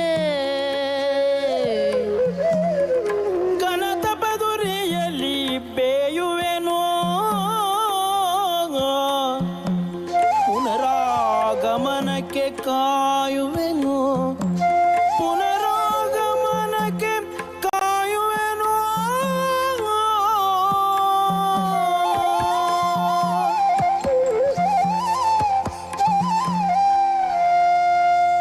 ಆಮೇಲೆ ಏನಾಯಿತು ಕಲ್ಯಾಣಂ ಶುಭಯೋಗಂ ಕಲ್ಯಾಣಂ ಶುಭಯೋಗಂ ಶ್ರೀ ಗೌರಿ ಪರಶಿವರ ಅನುರಾಗಂ ಶ್ರೀ ಗೌರಿ ಪರಶಿವರ ಅನುರಾಗಂ ವರನ ಮಾಲಿಕೆ ಹಿಡಿದು ನಾಚಿದಳು ಗೌರಿ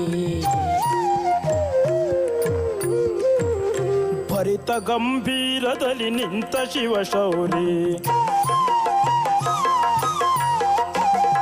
ಕಲ್ಯಾಣಂ ಶುಭಯೋಗಂ ಶ್ರೀ ಗೌರಿ ಪರಶಿವರ ಅನುರಾಗಂ ಶ್ರೀ ಗೌರಿ ಪರಶಿವರ ಅನುರಾಗಂ ಶ್ರೀ ಗೌರಿ ಪರಶಿವರ ಅನುರಾಗಂ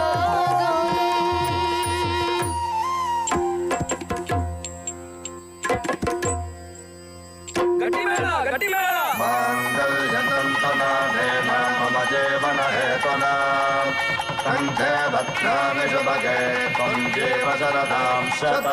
ಭುವನಕ್ಕೆ ಕಲ್ಯಾಣ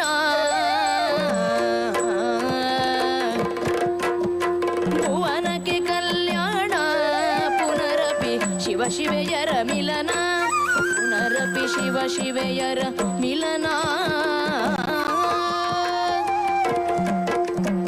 ಸವಿನಯದಿಂದಲೇ ಸಕಲರು ನೆರೆದರು ಸವಿಮಧು ಸಂಭ್ರಮದಲ್ಲಿ ಮೈ ಮರೆತರು ಸವಿನಯದಿಂದಲೇ ಸಕಲರು ನೆರೆದರು ಸವಿಮಧು ಸಂಭ್ರಮದಲ್ಲಿ ಮೈ ಮರೆತರು ದೀಂ ದೀಂ ದಿನ ತಾಂ ತಾಂ ತಾಂ ದಿನ ದೀಂ ದೀಂ ದೀಂ ದಿನ ತಾಂ ತಾಂ ತಾಂ ದಿನ ದೀಂ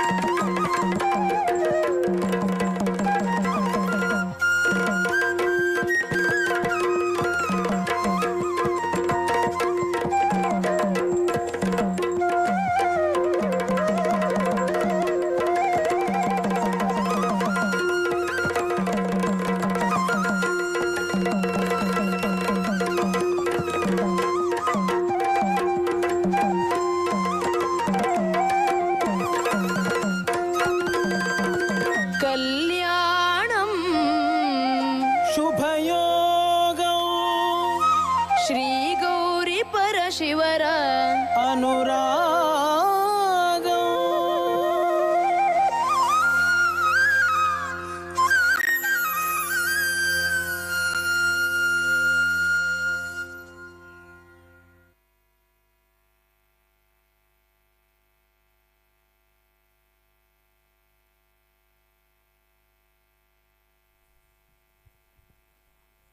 ಆಳ್ವ ಸಾಂಸ್ಕೃತಿಕ ವೈಭವ ಅನ್ನುವಂತಹ ಕಾರ್ಯಕ್ರಮ ಈ ನಾಡಿನ ಬಹು ಬೇಡಿಕೆಯ ಕಾರ್ಯಕ್ರಮ.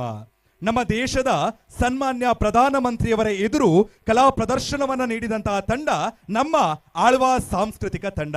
ಜೊತೆಗೆ ನಮ್ಮ ರಾಜ್ಯ ನಮ್ಮ ದೇಶದ ಬೇರೆ ಬೇರೆ ಭಾಗಗಳಲ್ಲಿ ಮಾತ್ರವಲ್ಲದೆ ಕಡಲಾಚೆಯ ಹೊರದೇಶದಲ್ಲೂ ಕೂಡ ನಮ್ಮ ನೆಲದ ಕಲೆಗಳ ಕಂಪನ್ನ ಪಸರಿಸುವಂತೆ ಮಾಡಿದೆ ಆಳ್ವ ಸಾಂಸ್ಕೃತಿಕ ವೈಭವ ಕಾರ್ಯಕ್ರಮ. ಇಂತಹದೊಂದು ಸಮಯದಲ್ಲಿ ನಿಮ್ಮ ಜೊತೆಗೆ ಒಂದಷ್ಟು ಹೆಮ್ಮೆಯ ಸಂಗತಿಗಳನ್ನ ಹಂಚಿಕೊಳ್ಬೇಕು. ಈ ವೇದಿಕೆಯ ಮೇಲೆ ಸಾಂಸ್ಕೃತಿಕ ಕಾರ್ಯಕ್ರಮವನ್ನ ನಡೆಸಿಕೊಡ್ತಾ ಇರೋರು ಇವ್ರು ಯಾರೂ ಕೂಡ ವೃತ್ತಿಪರ ಕಲಾವಿದರಲ್ಲ. ವೃತ್ತಿಪರ ಕಲಾವಿದರ ರೀತಿಯಲ್ಲಿಯೇ ಪರಿಪೂರ್ಣತೆಯ ಪ್ರದರ್ಶನವನ್ನ ನೀಡ್ತಾ ಇರೋರು ಇವರೆಲ್ಲರೂ ಕೂಡ ಮೂಡುಬಿದಿರೆಯ ಆಳ್ವಾಸ್ ವಿದ್ಯಾ ಸಂಸ್ಥೆಯ ವಿದ್ಯಾರ್ಥಿಗಳು ಎನ್ನುವಂಥದ್ದು ಒಂದು ಹೆಮ್ಮೆಯ ವಿಚಾರವಾದ್ರೆ, ಇನ್ನೊಂದು ಈ ಕಲಾ ಪ್ರಕಾರಗಳು ಅತ್ಯಂತ ಸುಂದರವಾಗಿ ಮೂಡಿ ಬರೋದು ಯಾವಾಗ ಕೇಳಿದ್ರೆ ಅದಕ್ಕೆ ತಕ್ಕಂತಿನ ವೇಷಭೂಷಣಗಳು ಬಂದಾಗ ಮಾತ್ರ. ಈ ನೃತ್ಯ ಪ್ರಕಾರಗಳಿಗೆ ಬೇಕಾದಂತಹ ಎಲ್ಲ ರೀತಿಯ ಪೂರ್ವ ತಯಾರಿ ಅಂದ್ರೆ ಅದು ಮುಖದ ವರ್ಣಿಕೆ ಇರಬಹುದು, ಕೇಶಾಲಂಕಾರ ಇರಬಹುದು, ವಸ್ತ್ರ ವಿನ್ಯಾಸ ಇರಬಹುದು, ಇವೆಲ್ಲವನ್ನು ಕೂಡ ಸ್ವತಃ ವಿದ್ಯಾರ್ಥಿಗಳೇ ಸಿದ್ಧಪಡಿಸಿಕೊಳ್ತಾರೆ ಎನ್ನುವಂಥದ್ದು ಮತ್ತೊಂದು ಹೆಮ್ಮೆಯ ವಿಚಾರ. ಇಂತಹ ವಿದ್ಯಾರ್ಥಿಗಳು ಸಾದರಪಡಿಸುತ್ತಿರುವ ಕಾರ್ಯಕ್ರಮ ಇದು ಆಳ್ವ ಸಾಂಸ್ಕೃತಿಕ ವೈಭವ ಕಾರ್ಯಕ್ರಮ. ಈ ದಿನದ ಈ ವೈಭವದ ಕಾರ್ಯಕ್ರಮದ ರಥಯಾತ್ರೆ ಮುಂದಕ್ಕೆ ಗುಜರಾತಿನ ಕಡೆಗೆ ಸಾಗ್ತಾ ಇದೆ. ಗಾರ್ಬಾ ಮತ್ತು ದಾಂಡಿಯಾ ನೃತ್ಯಗಳು ಗುಜರಾತಿನ ಸಾಂಪ್ರದಾಯಿಕ ನೃತ್ಯಗಳು. ಇಲ್ಲಿನ ಜನರು ನವರಾತ್ರಿಯ ಹಬ್ಬದ ಸಂದರ್ಭದಲ್ಲಿ ದಾಂಡಿಯಾ ನೃತ್ಯದ ಪ್ರಸ್ತುತಿಯನ್ನ ಮಾಡ್ತಾರೆ. ಈ ನೃತ್ಯದಲ್ಲಿ ನೃತ್ಯ ಪಟುಗಳು ಕೈಯಲ್ಲಿ ಹಿಡಿದುಕೊಳ್ಳುವಂತಹ ಕೋಲು ಆ ದುರ್ಗೆಯ ಕೈಯಲ್ಲಿರುವಂತಹ ಕತ್ತಿಯನ್ನ ಪ್ರತಿನಿಧಿಸುತ್ತೆ ಎನ್ನುವಂತಹ ನಂಬಿಕೆ ಕೂಡ ಇದೆ. ಬನ್ನಿ ನೋಡೋಣ ಗುಜರಾತಿನ ದಾಂಡಿಯಾ ನೃತ್ಯ.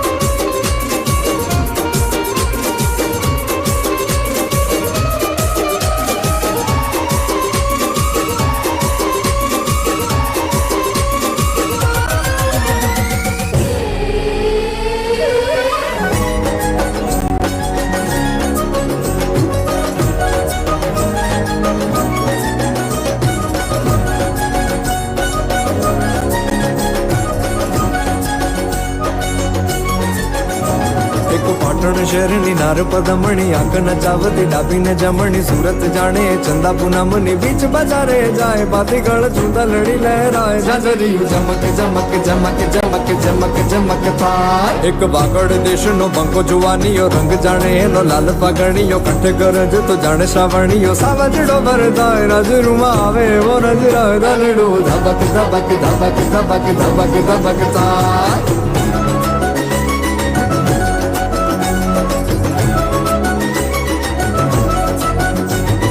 रंग मनकरो ढंग मनकरो रंग मनकरो ढंग मनकरो रुकुए वो अंग अंग मनकरो बादल कड़ने बारी जो बनो जिर बना जिरवाए बाती गल सुंदरड़ी लहराए झांझरी चमक चमक चमक चमक चमक चमक थाय एक पाटण शहरनी नार पदमणी आंख नचावती डाबी ने जमणी सूरत जाने चंदा पूनमनी बीच बाजारे जाए बाती गल सुंदरड़ी लहराए झांझरी चमक चमक चमक चमक चमक चमक थाय एक पाटण शहरनी नार पदमणी आंख नचावती डाबी ने जमणी सूरत जाने चंदा पूनमनी बीच बाजारे जाए बाती गल चूंदा लड़ी लहराए झांझरी चमक चमक चमक चमक चमक चमक थाय धमक धमक धमक धमक धमक धमक थाय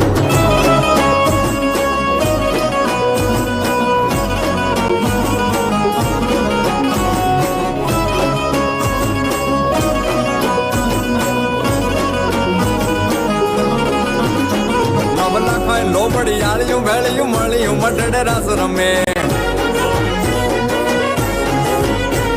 काली कमलियूं लाल धाबड़ियूं फूल छाबड़ियूं सिर परे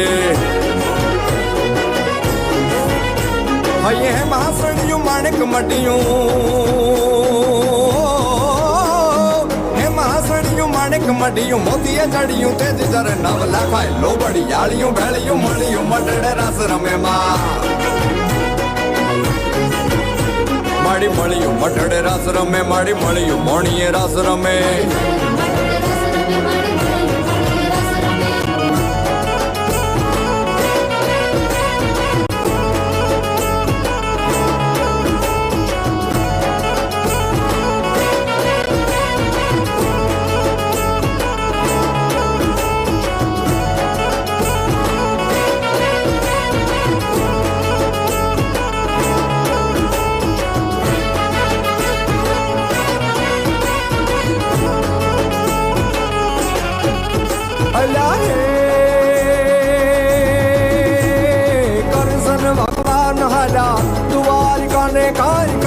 भगवान हला द्वारिका ने काई निधोर मणियारा वालो वे निधो मणियारा वालो वे निधो मणियारा वालो वे होवे होवे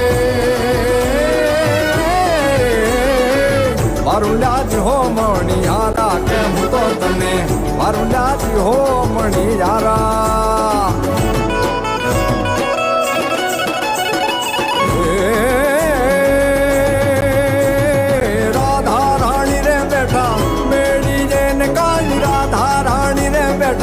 मेरी जैन काई तुए रे मणियारा तारी बात तुए मणियारा तारी बात तुए मणियारा तारी बात होवे होवे मारू लाज हो मणियारा के हूँ तो तने मारू लाज हो मणियारा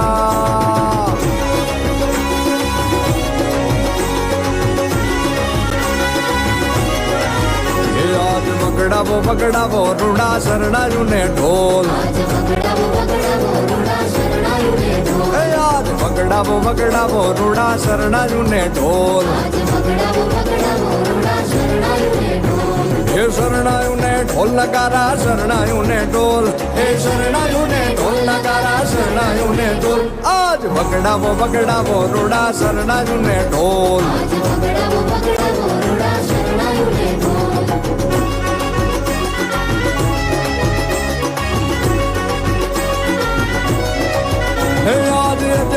अजवाली रूड़ी रातड़ी रे लो सखी रटियाली करूँ हाथड़ी रे लो મારી આખડીએ દીધા ઓલા જન્મો ના કોલ મારી આખડીને દીધા ઓલા જન્મો ના કોલ આજ બગડાવો બગડાવો રૂડા શરણાયું ને ઢોલ આજ બગડાવો બગડાવો રૂડા શરણાયું ને ઢોલ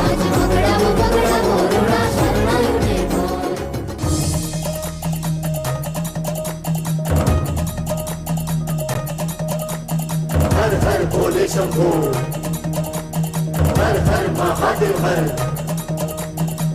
हर बम बम भोले हर हर भोले शंभो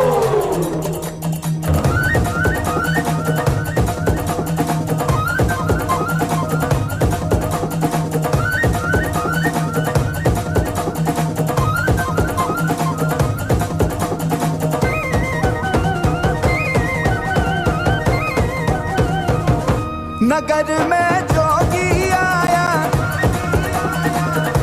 यशोदा के घर आया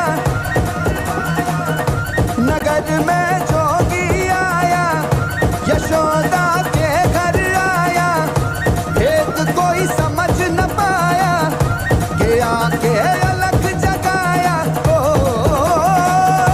सबसे बड़ा है तेरा नाम तेरा नाम भोलेनाथ भोलेनाथ भोलेनाथ भोलेनाथ भोलेनाथ भोलेनाथ भोलेनाथ भोलेनाथ भोलेनाथ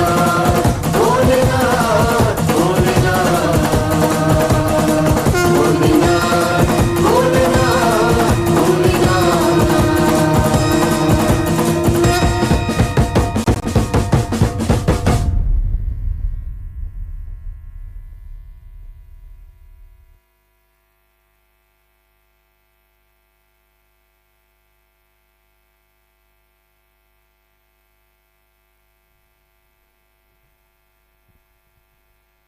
ಶಿಕ್ಷಣದ ಜೊತೆಗೆ ವಿದ್ಯಾರ್ಥಿಗಳನ್ನ ಸಾಹಿತ್ಯಿಕವಾಗಿ ಸಾಂಸ್ಕೃತಿಕವಾಗಿ ಕ್ರೀಡಾತ್ಮಕವಾಗಿ ಬೆಳೆಸಬೇಕು ಎನ್ನುವಂತಹ ಮಹದಾಸೆಯನ್ನ ಇಟ್ಟುಕೊಂಡವರು ನಮ್ಮ ಸಂಸ್ಥೆಯ ನೆಚ್ಚಿನ ಅಧ್ಯಕ್ಷರು. ನಮ್ಮ ಸಂಸ್ಥೆಯ ವಿದ್ಯಾರ್ಥಿಗಳ ಸಾಂಸ್ಕೃತಿಕ ಸಾಧನೆಯನ್ನ ಈ ವೇದಿಕೆಯ ಮುಖೇನ ತಾವೆಲ್ಲರೂ ಕೂಡ ಕಣ್ತುಂಬಿಕೊಳ್ತಿದ್ದೀರಿ. ಇನ್ನು ಮುಂದಕ್ಕೆ ಶೈಕ್ಷಣಿಕ ವಿಚಾರಕ್ಕೆ ಬರೋದಾದ್ರೆ ರ್ಯಾಂಕ್ಗಳ ಮೇಲೆ ರ್ಯಾಂಕ್ ಅನ್ನ ಪಡೆಯುವಂತಹ ವಿದ್ಯಾಸಂಸ್ಥೆ ಇದ್ರೆ ಅದು ನಮ್ಮ ಆಳ್ವಾಸ್ ವಿದ್ಯಾಸಂಸ್ಥೆ. PUC ಪರೀಕ್ಷೆಯ ಇತಿಹಾಸದಲ್ಲಿ ಪ್ರಪ್ರಥಮ ಬಾರಿಗೆ 600ಕ್ಕೆ 600 ಅಂಕಗಳನ್ನ ಪಡೆದಂತಹ ಅನನ್ಯ ಎನ್ನುವಂತಹ ವಿದ್ಯಾರ್ಥಿನಿ ನಮ್ಮ ಆಳ್ವಾಸ್ ವಿದ್ಯಾಸಂಸ್ಥೆಯ ವಿದ್ಯಾರ್ಥಿನಿ ಅನ್ನುವಂಥದ್ದು ಹೆಮ್ಮೆಯ ವಿಚಾರ. ಜೊತೆಗೆ CETಯ 2024ರ ಪರೀಕ್ಷೆಯಲ್ಲಿ ರಾಜ್ಯಕ್ಕೆ ಪ್ರಥಮ ಸ್ಥಾನವನ್ನ ಪಡೆದಂತಹ ಅಕ್ಷಯ್ ಕೂಡ ನಮ್ಮ ಆಳ್ವಾಸ್ ವಿದ್ಯಾಸಂಸ್ಥೆಯ ವಿದ್ಯಾರ್ಥಿ. ಜೊತೆಗೆ ಪ್ರತಿ ವರ್ಷ ಕೂಡ ಸುಮಾರು 450ಕ್ಕಿಂತಲೂ ಹೆಚ್ಚಿನ ವಿದ್ಯಾರ್ಥಿಗಳು MBBS ನಲ್ಲಿ ಸರಕಾರಿ ಕೋಟದ ಅಡಿಯಲ್ಲಿ ಸೀಟನ್ನ ಪಡೆದುಕೊಳ್ಳುವಂತಹ ಸಾಧನೆಯನ್ನ ಮಾಡ್ತಾ ಇದ್ದಾರೆ. ಇದು ನಮ್ಮ ಆಳ್ವಾಸ್ ವಿದ್ಯಾಸಂಸ್ಥೆಯ ಶೈಕ್ಷಣಿಕ ಸಾಧನೆ. ಇದರ ಹಿಂದಿರುವಂತಹ ಶಕ್ತಿ ಸ್ಫೂರ್ತಿ ನಮ್ಮ ಸಂಸ್ಥೆಯ ಅಧ್ಯಕ್ಷರು ಆದಂತಹ doctor M Mohan Alva's sir ಇವರು. ಇವರ ಕನಸಿನ ಸಾಕಾರ ರೂಪವೇ ಆಳ್ವಾಸ್ ಸಾಂಸ್ಕೃತಿಕ ವೈಭವ ಕಾರ್ಯಕ್ರಮ. ಈ ವೇದಿಕೆಯ ಮೇಲೆ ಮುಂದಕ್ಕೆ ಮಣಿಪುರದ ಸ್ಟಿಕ್ ಡ್ಯಾನ್ಸ್ ಅನ್ನು ನೋಡುವಂತಹ ಸಮಯ. ಭಾರತೀಯ ಸಮರ ಕಲೆ ಅಂದ ತಕ್ಷಣಕ್ಕೆ ತಟ್ಟನೆ ನೆನಪಾಗುವಂಥದ್ದು ಮಣಿಪುರ. ಸಮರ ಕಲೆಯನ್ನ ಸಿದ್ಧಿಸಿಕೊಂಡಂತಹ ಸಮರ ಕಲಿಗಳು ಈ ಮಣಿಪುರಿಗಳು. ಭಾರತೀಯ ಮಾರ್ಷಲ್ ಆರ್ಟ್ನ ಒಂದು ಭಾಗವಾದಂತಹ ಮಣಿಪುರದ ಸ್ಟಿಕ್ ಡ್ಯಾನ್ಸ್ ನ ಪ್ರಸ್ತುತಿ ಈ ವೇದಿಕೆಯ ಮೇಲೆ ಆಗ್ಲಿಕ್ಕಿದೆ. ಜೊತೆಗೆ ಆಳ್ವಾಸ್ ವಿದ್ಯಾಸಂಸ್ಥೆ ದೇಹದಾಢ್ಯ ಪಟುಗಳಿಗೂ ಕೂಡ ವಿಶೇಷ ಆದ್ಯತೆಯನ್ನ ನೀಡ್ತಾ ಇದೆ. ನಮ್ಮ ವಿದ್ಯಾಸಂಸ್ಥೆಯ ವಿದ್ಯಾರ್ಥಿಗಳ ದೇಹದಾಢ್ಯ ಸ್ಪರ್ಧಿಗಳ ಸಾಧನೆಯ ಒಂದು ಕಿರುನೋಟವನ್ನ ನಿಮ್ಮ ಮುಂದೆ ಇಡ್ತಾ ಇದ್ದೇವೆ. ಆಲ್ ಇಂಡಿಯಾ ದೇಹದಾಢ್ಯ ಸ್ಪರ್ಧೆಯಲ್ಲಿ ಚಿನ್ನದ ಪದಕವನ್ನ ಗೆದ್ದುಕೊಂಡಂತಹ ಸ್ಪರ್ಧಿ ನಮ್ಮ ವಿದ್ಯಾಸಂಸ್ಥೆಯ ವಿದ್ಯಾರ್ಥಿ. ಜೊತೆಗೆ ಇತ್ತೀಚೆಗೆ ನಡೆದಂತಹ ಮಿಸ್ಟರ್ ಮ್ಯಾಂಗಳೂರು ಯೂನಿವರ್ಸಿಟಿ ಇದರ ಟೈಟಲ್ ಅನ್ನ ಗೆದ್ದುಕೊಂಡಂತಹ ವಿದ್ಯಾರ್ಥಿ ಇದೀಗ ದೇಹದಾಢ್ಯದ ಬೇರೆ ಬೇರೆ ಭಂಗಿಗಳ ಜೊತೆಗೆ ವೇದಿಕೆಯ ಮೇಲೆ ಬರ್ತಾ ಇದ್ದಾರೆ. ಇದೀಗ ನಿಮಗಾಗಿ ಇಬುಂಬಿ ಇವರ ನಿರ್ದೇಶನದ ಮಣಿಪುರದ ಸ್ಟಿಕ್ ಡ್ಯಾನ್ಸ್ ಜೊತೆಗೆ ದೇಹದಾಢ್ಯದ ಬೇರೆ ಬೇರೆ ಭಂಗಿಗಳು. ಇದು ಆಳ್ವಾಸ್ ಸಾಂಸ್ಕೃತಿಕ ವೈಭವ ಕಾರ್ಯಕ್ರಮ.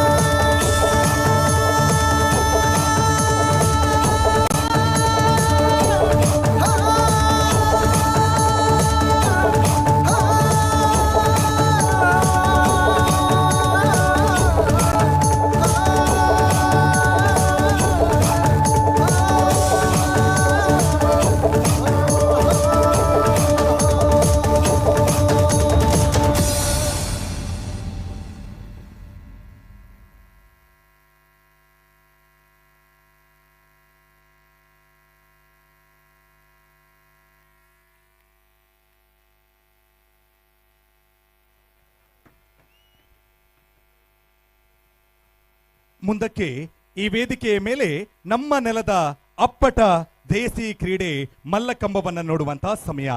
ಒಂದು ಕಾಲದಲ್ಲಿ ಜಗದೇಕ ಮಲ್ಲರು ತಮ್ಮ ದೇಹವನ್ನ ಹುರಿಗೊಳಿಸಲು ಅದರ ಜೊತೆಗೆ ಕುಸ್ತಿಯ ಬೇರೆ ಬೇರೆ ಪಟ್ಟುಗಳನ್ನ ಅಭ್ಯಾಸಿಸಿಕೊಳ್ಳಲು ಒಂದು ಕಂಬದ ಮೊರೆಯನ್ನ ಹೋಗ್ತಾ ಇದ್ರು. ಕಾಲಕ್ರಮೇಣವಾಗಿ ಅದುವೇ ಮಲ್ಲಕಂಬವಾಯಿತು, ಮಲ್ಲಕಂಬವೆಂದು ಜನಮೆಚ್ಚುಗೆಯನ್ನ ಪಡೆಯಿತು. ಇನ್ನೊಂದು ಕಡೆಯಲ್ಲಿ ನೋಡೋದಾದ್ರೆ ಬಲಶಾಲಿಯಾದಂತಹ ಭೀಮ ತನ್ನೊಡನೆ ಮಲ್ಲ ಯುದ್ಧವನ್ನ ಮಾಡಲಿಕ್ಕೆ ಯಾರೂ ಕೂಡ ಸರಿಸಾಟಿ ಇಲ್ಲ ಎನ್ನುವುದನ್ನ ಅರಿತುಕೊಂಡು ಒಂದು ಕಂಬದ ಜೊತೆಗೆ ತನ್ನ ಗುದ್ದಾಟವನ್ನ ಆರಂಭಿಸ್ತಾನೆ. ಅದುವೇ ಮಲ್ಲಕಂಬವಾಯಿತು ಎನ್ನುವಂತಹ ಇನ್ನೊಂದು ಪ್ರತೀತಿ ನಮ್ಮೆಲ್ಲರಿಗೂ ಕೂಡ ಕಾಣಸಿಗುತ್ತೆ. ಇಂತಹ ಮಲ್ಲಕಂಬಕ್ಕೆ ನಮ್ಮ ಆಳ್ವಾಸ್ ವಿದ್ಯಾಸಂಸ್ಥೆಯಲ್ಲಿ ವಿಶೇಷ ಪ್ರಾಧಾನ್ಯತೆ. ದಶಕಗಳ ಹಿಂದೆ ಕೇವಲ 20 ಜನ ವಿದ್ಯಾರ್ಥಿಗಳಿಂದ ಆರಂಭವಾದಂತಹ ತಂಡ ಇಂದು ಈ ವೇದಿಕೆಯ ಮೇಲೆ ಬರೋಬ್ಬರಿ 120 ಜನ ವಿದ್ಯಾರ್ಥಿಗಳು ಏಕಕಾಲದಲ್ಲಿ ಈ ಕಸರತ್ತುಗಳನ್ನ ನಿಮಗಾಗಿ ಉಣಬಡಿಸ್ತಾ ಇದ್ದಾರೆ. ಇನ್ನು ನಮ್ಮ ತಂಡದ ವಿದ್ಯಾರ್ಥಿಗಳ ಸಾಧನೆಯ ಬಗೆಗೆ ಹೇಳೋದಾದ್ರೆ ಮಲ್ಲಕಂಬದ ವರ್ಲ್ಡ್ ಚಾಂಪಿಯನ್ಶಿಪ್ ನಡೆಯುತ್ತೆ. ಈ ಒಂದು ವರ್ಲ್ಡ್ ಚಾಂಪಿಯನ್ಶಿಪ್ ನಲ್ಲಿ ನಮ್ಮ ದೇಶವನ್ನ ಪ್ರತಿನಿಧಿಸಿದಂತಹ 6 ಜನರಿದ್ದ ತಂಡದಲ್ಲಿ ಕರ್ನಾಟಕದಿಂದ ಆಯ್ಕೆಯಾಗಿದ್ದು ಕೇವಲ ಒಬ್ಬ ವಿದ್ಯಾರ್ಥಿ ಮಾತ್ರ. ಆ ಒಬ್ಬ ವಿದ್ಯಾರ್ಥಿ ನಮ್ಮ ಆಳ್ವಾಸ್ ವಿದ್ಯಾಸಂಸ್ಥೆಯ ವಿದ್ಯಾರ್ಥಿ ಅನ್ನುವಂಥದ್ದು ಹೆಮ್ಮೆಯ ವಿಚಾರ. ಜೊತೆಗೆ ಇತ್ತೀಚೆಗೆ ನಡೆದಂತಹ ರಾಜ್ಯ ಮಟ್ಟದ ಪ್ರಾಥಮಿಕ ಮತ್ತು ಪ್ರೌಢಶಾಲಾ ವಿಭಾಗದ ಮಲ್ಲಕಂಬ ಸ್ಪರ್ಧೆಯಲ್ಲಿ ನಮ್ಮ ವಿದ್ಯಾಸಂಸ್ಥೆಯ 12 ಜನ ವಿದ್ಯಾರ್ಥಿಗಳು ಪಾಲ್ಗೊಳ್ತಾರೆ. ಮುಂದಿನ ತಿಂಗಳು ಉಜ್ಜಯಿನಿಯಲ್ಲಿ ನಡೆಯಲಿಕ್ಕಿರುವಂತಹ ರಾಷ್ಟ್ರ ಮಟ್ಟದ ಮಲ್ಲಕಂಬ ಸ್ಪರ್ಧೆಯಲ್ಲಿ 9 ಜನ ವಿದ್ಯಾರ್ಥಿಗಳು, ನಮ್ಮ ವಿದ್ಯಾಸಂಸ್ಥೆಯ 9 ಜನ ವಿದ್ಯಾರ್ಥಿಗಳು ಪಾಲ್ಗೊಳ್ತಾ ಇರುವಂಥದ್ದು ಮತ್ತೊಂದು ಹೆಮ್ಮೆಯ ವಿಚಾರ. ಇದರ ಜೊತೆಗೆ ಮುಂದಿನ ತಿಂಗಳು ರಾಜಸ್ಥಾನದ ಜೈಪುರದಲ್ಲಿ ನಡೆಯಲಿಕ್ಕಿರುವಂತಹ ಖೇಲೋ ಇಂಡಿಯಾ ಯೂನಿವರ್ಸಿಟಿ ಗೇಮ್ಸ್ ನಲ್ಲಿ ನಮ್ಮ ವಿದ್ಯಾಸಂಸ್ಥೆಯ 6 ಜನ ವಿದ್ಯಾರ್ಥಿನಿಯರು ಭಾಗವಹಿಸ್ತಾ ಇದ್ದಾರೆ. ಇದೀಗ ವೇದಿಕೆಯ ಮಧ್ಯಭಾಗದಲ್ಲಿ ಕಂಬದ ಜೊತೆಗಿನ ಕಸರತ್ತು, ಜೊತೆಗೆ ವೇದಿಕೆಯ 2 ಭಾಗಗಳಲ್ಲೂ ಕೂಡ ಹಗ್ಗದ ಜೊತೆಗಿನ ಕಸರತ್ತು ನಡೆಯಲಿಕ್ಕಿದೆ. ಬಸವರಾಜ್ ಮತ್ತು ಚೇತನ್ ಕುಮಾರ್ ಇವರ ನಿರ್ದೇಶನದಲ್ಲಿ ಮೂಡಿ ಬಂದಂತಹ ಮಲ್ಲಕಂಬದ ಗತ್ತು ಗಮ್ಮತ್ತು ನಿಮಗೀ ಹೊತ್ತು.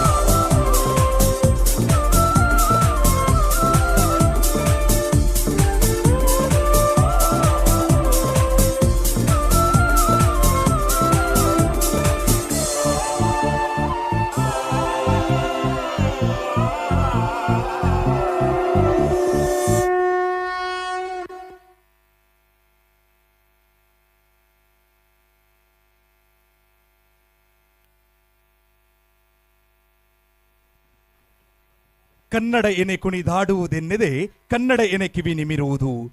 ಕನ್ನಡವೇ ಸತ್ಯ, ಕನ್ನಡವೇ ನಿತ್ಯ. ನಮ್ಮ ನೆಲದ ಕಲೆಗಳನ್ನ ಉಳಿಸುವುದರ ಜೊತೆಗೆ ನಮ್ಮ ನೆಲದ ಭಾಷೆಯನ್ನ ಉಳಿಸುವಂತಹ ಮಹತ್ತರ ಜವಾಬ್ದಾರಿ ನಮ್ಮೆಲ್ಲರ ಮೇಲೂ ಇದೆ. ಒಂದು ಕಡೆಯಲ್ಲಿ ಕನ್ನಡ ಮಾಧ್ಯಮ ಶಾಲೆಗಳಿಗೆ ಮಕ್ಕಳಿಲ್ಲ ಎನ್ನುವಂತಹ ಕೊರಗು ಕಾಡ್ತಾ ಇದ್ರೆ, ಇನ್ನೊಂದು ಕಡೆಯಲ್ಲಿ ನಮ್ಮ ಮೂಡುಬಿದಿರೆಯ ಆಳ್ವಾಸ್ ವಿದ್ಯಾಸಂಸ್ಥೆಯ ಆಳ್ವಾಸ್ ಕನ್ನಡ ಮಾಧ್ಯಮ ಶಾಲೆಯಲ್ಲಿ ಉಚಿತ ಶಿಕ್ಷಣವನ್ನ ಪಡೆಯೋಕೆ ಸರತಿ ಸಾಲಿನಲ್ಲಿ ನಿಂತು ಪ್ರವೇಶಾತಿ ಪರೀಕ್ಷೆಗಳನ್ನು ಬರೆದು ದಾಖಲಾತಿಯನ್ನ ಪಡೆದುಕೊಳ್ತಾ ಇದ್ದಾರೆ. ಈ ಶೈಕ್ಷಣಿಕ ವರ್ಷಕ್ಕೆ ಕನ್ನಡ ಮಾಧ್ಯಮ ಶಾಲೆಯಲ್ಲಿ ಉಚಿತ ಶಿಕ್ಷಣವನ್ನ ಪಡೆಯೋಕೆ ಪ್ರವೇಶ ಪರೀಕ್ಷೆಯನ್ನ ಬರೆದಂತಹ ವಿದ್ಯಾರ್ಥಿಗಳ ಸಂಖ್ಯೆ 20,000ಕ್ಕಿಂತಲೂ ಹೆಚ್ಚು. ಈ ವೇದಿಕೆಯ ಮೇಲೆ ಮಲ್ಲಕಂಬ ಮತ್ತು ರೋಪ್ ಕಸರತ್ತನ್ನು ನೋಡಿದ್ರಿ. ಈ ತಂಡದಲ್ಲಿ ಇರುವಂತಹ ವಿದ್ಯಾರ್ಥಿಗಳೆಲ್ಲರೂ ಕೂಡ ಆಳ್ವಾಸ್ ಕನ್ನಡ ಮಾಧ್ಯಮ ಶಾಲೆಯ ವಿದ್ಯಾರ್ಥಿಗಳು ಎನ್ನುವಂಥದ್ದು ಮತ್ತೊಂದು ಹೆಮ್ಮೆಯ ವಿಚಾರ. ಇಂತಹ ವಿದ್ಯಾರ್ಥಿಗಳು ಸಾದರಪಡಿಸುತ್ತಿರುವ ಕಾರ್ಯಕ್ರಮ ಇದು ಆಳ್ವಾಸ್ ಸಾಂಸ್ಕೃತಿಕ ವೈಭವ ಕಾರ್ಯಕ್ರಮ. ಬಂಧುಗಳೇ, ಹೊಸ ಕಾಲಕ್ಕೆ ಹೊಸ ಭಾಷೆ ಎನ್ನುವಂತೆ ಮುಂದಕ್ಕೆ ಈ ವೇದಿಕೆಯ ಮೇಲೆ ಸೃಜನಾತ್ಮಕ ನೃತ್ಯ ರೂಪಕವನ್ನ ನಿಮಗಾಗಿ ಉಣಬಡಿಸ್ತಾ ಇದ್ದೇವೆ. ಆಕರ್ಷಕ ಉಡುಗೆ ತೊಡುಗೆಗಳನ್ನು ತೊಟ್ಟುಕೊಂಡು ಉಲ್ಲಾಸ ಉತ್ಸಾಹದಿಂದ ಸಂಭ್ರಮಿಸುವಂತಹ ಸೃಜನಾತ್ಮಕ ನೃತ್ಯ ರೂಪಕ ಇದೀಗ ನಿಮಗಾಗಿ.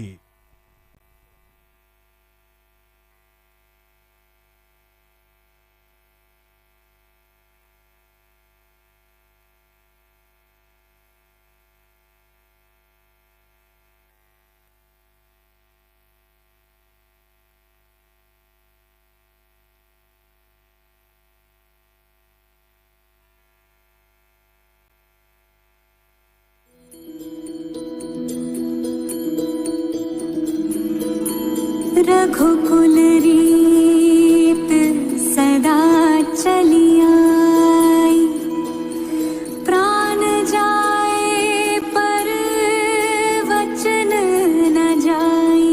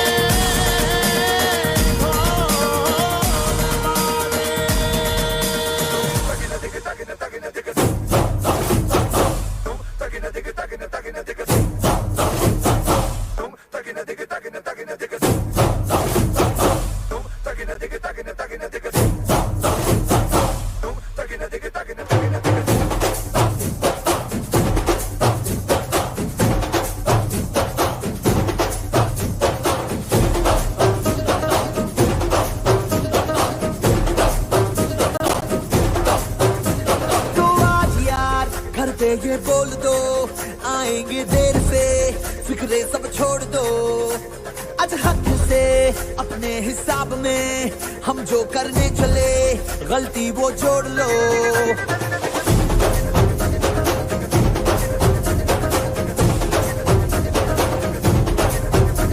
तो आज यार कुछ लम्हों के लिए बिगड़ी राहों पे तुम पैरों को मोड़ दो, आज हक से दुनिया को भूल के जितने हैं कायदे वो सारे तोड़ दो।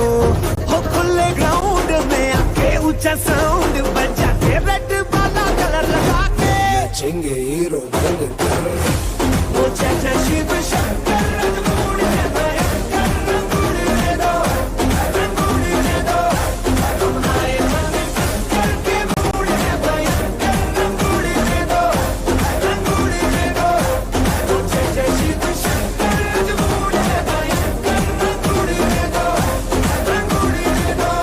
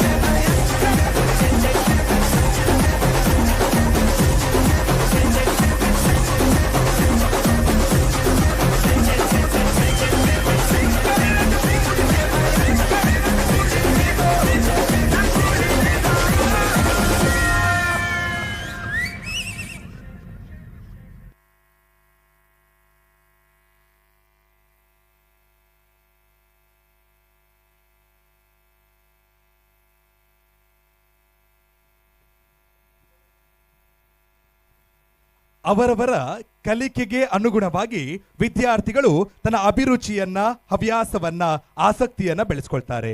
ಸಾಮಾನ್ಯವಾಗಿ ವಾಣಿಜ್ಯ ವಿಭಾಗದ ವಿದ್ಯಾರ್ಥಿಗಳು ಅಂತ ಹೇಳಿದ್ರೆ ಹೆಚ್ಚಾಗಿ ಲೆಕ್ಕಾಚಾರಕ್ಕೆ ಒತ್ತನ್ನು ನೀಡುವಂತ ವಿದ್ಯಾರ್ಥಿಗಳು. ವಿಜ್ಞಾನ ವಿಭಾಗದ ವಿದ್ಯಾರ್ಥಿಗಳು ಸಂಶೋಧನೆಯಲ್ಲಿ ತಮ್ಮನ್ನ ತಾವು ತೊಡಗಿಸಿಕೊಂಡ್ರೆ, ಕಲಾ ವಿಭಾಗದ ವಿದ್ಯಾರ್ಥಿಗಳು ಸಂಸ್ಕೃತಿ, ಕಲೆ ಈ ರೀತಿಯ ವಿಚಾರಧಾರೆಗಳಿಗೆ ಹೆಚ್ಚಿನ ಆಸಕ್ತಿಯನ್ನು ನೀಡ್ತಾರೆ. ಇಂಜಿನಿಯರಿಂಗ್ ವಿಭಾಗದ ವಿದ್ಯಾರ್ಥಿಗಳು ಹೆಚ್ಚಾಗಿ ತೊಡಗಿಸಿಕೊಳ್ಳುವುದು ತಾಂತ್ರಿಕ ವಿಚಾರಧಾರೆಗಳಿಗೆ. ಆದರೆ ನಮ್ಮ ಆಳ್ವಾಸ್ ಇಂಜಿನಿಯರಿಂಗ್ ವಿಭಾಗದ ವಿದ್ಯಾರ್ಥಿಗಳು ಕೇವಲ ತಾಂತ್ರಿಕ ವಿಚಾರಧಾರೆಗಳಿಗೆ ಸೀಮಿತವಾಗಿರದೆ ನಮ್ಮ ನೆಲದ ಕಲೆಯೊಂದನ್ನ ಅಭ್ಯಾಸಿಸಿಕೊಂಡು ಬೇರೆ ಬೇರೆ ವೇದಿಕೆಗಳ ಮೇಲೆ ಪ್ರದರ್ಶನವನ್ನು ನೀಡ್ತಾ ಬಂದಿದ್ದಾರೆ. ಅದುವೇ ಡೊಳ್ಳು ಕುಣಿತ. ತನ್ನ ಸೊಂಟದ ಮೇಲೆ ಕರಿಯ ಕಂಬಳಿಯನ್ನ ಹೊದ್ದುಕೊಂಡು ಅದರ ಮೇಲೆ ಡೊಳ್ಳೊಂದನ್ನ ಕಟ್ಟಿಕೊಂಡು ತಲೆಯ ಮೇಲೆ ಪೇಟವೊಂದನ್ನ ಸುತ್ತಿಕೊಂಡು ಬೀರೇಶ್ವರ ದೇವರ ಆರಾಧನೆಯನ್ನ ಮಾಡ್ತಾ ಇದೀಗ ವೇದಿಕೆಯ ಮೇಲೆ ಡೊಳ್ಳು ಕುಣಿತದ ಪ್ರಸ್ತುತಿ ನಿಮಗಾಗಿ.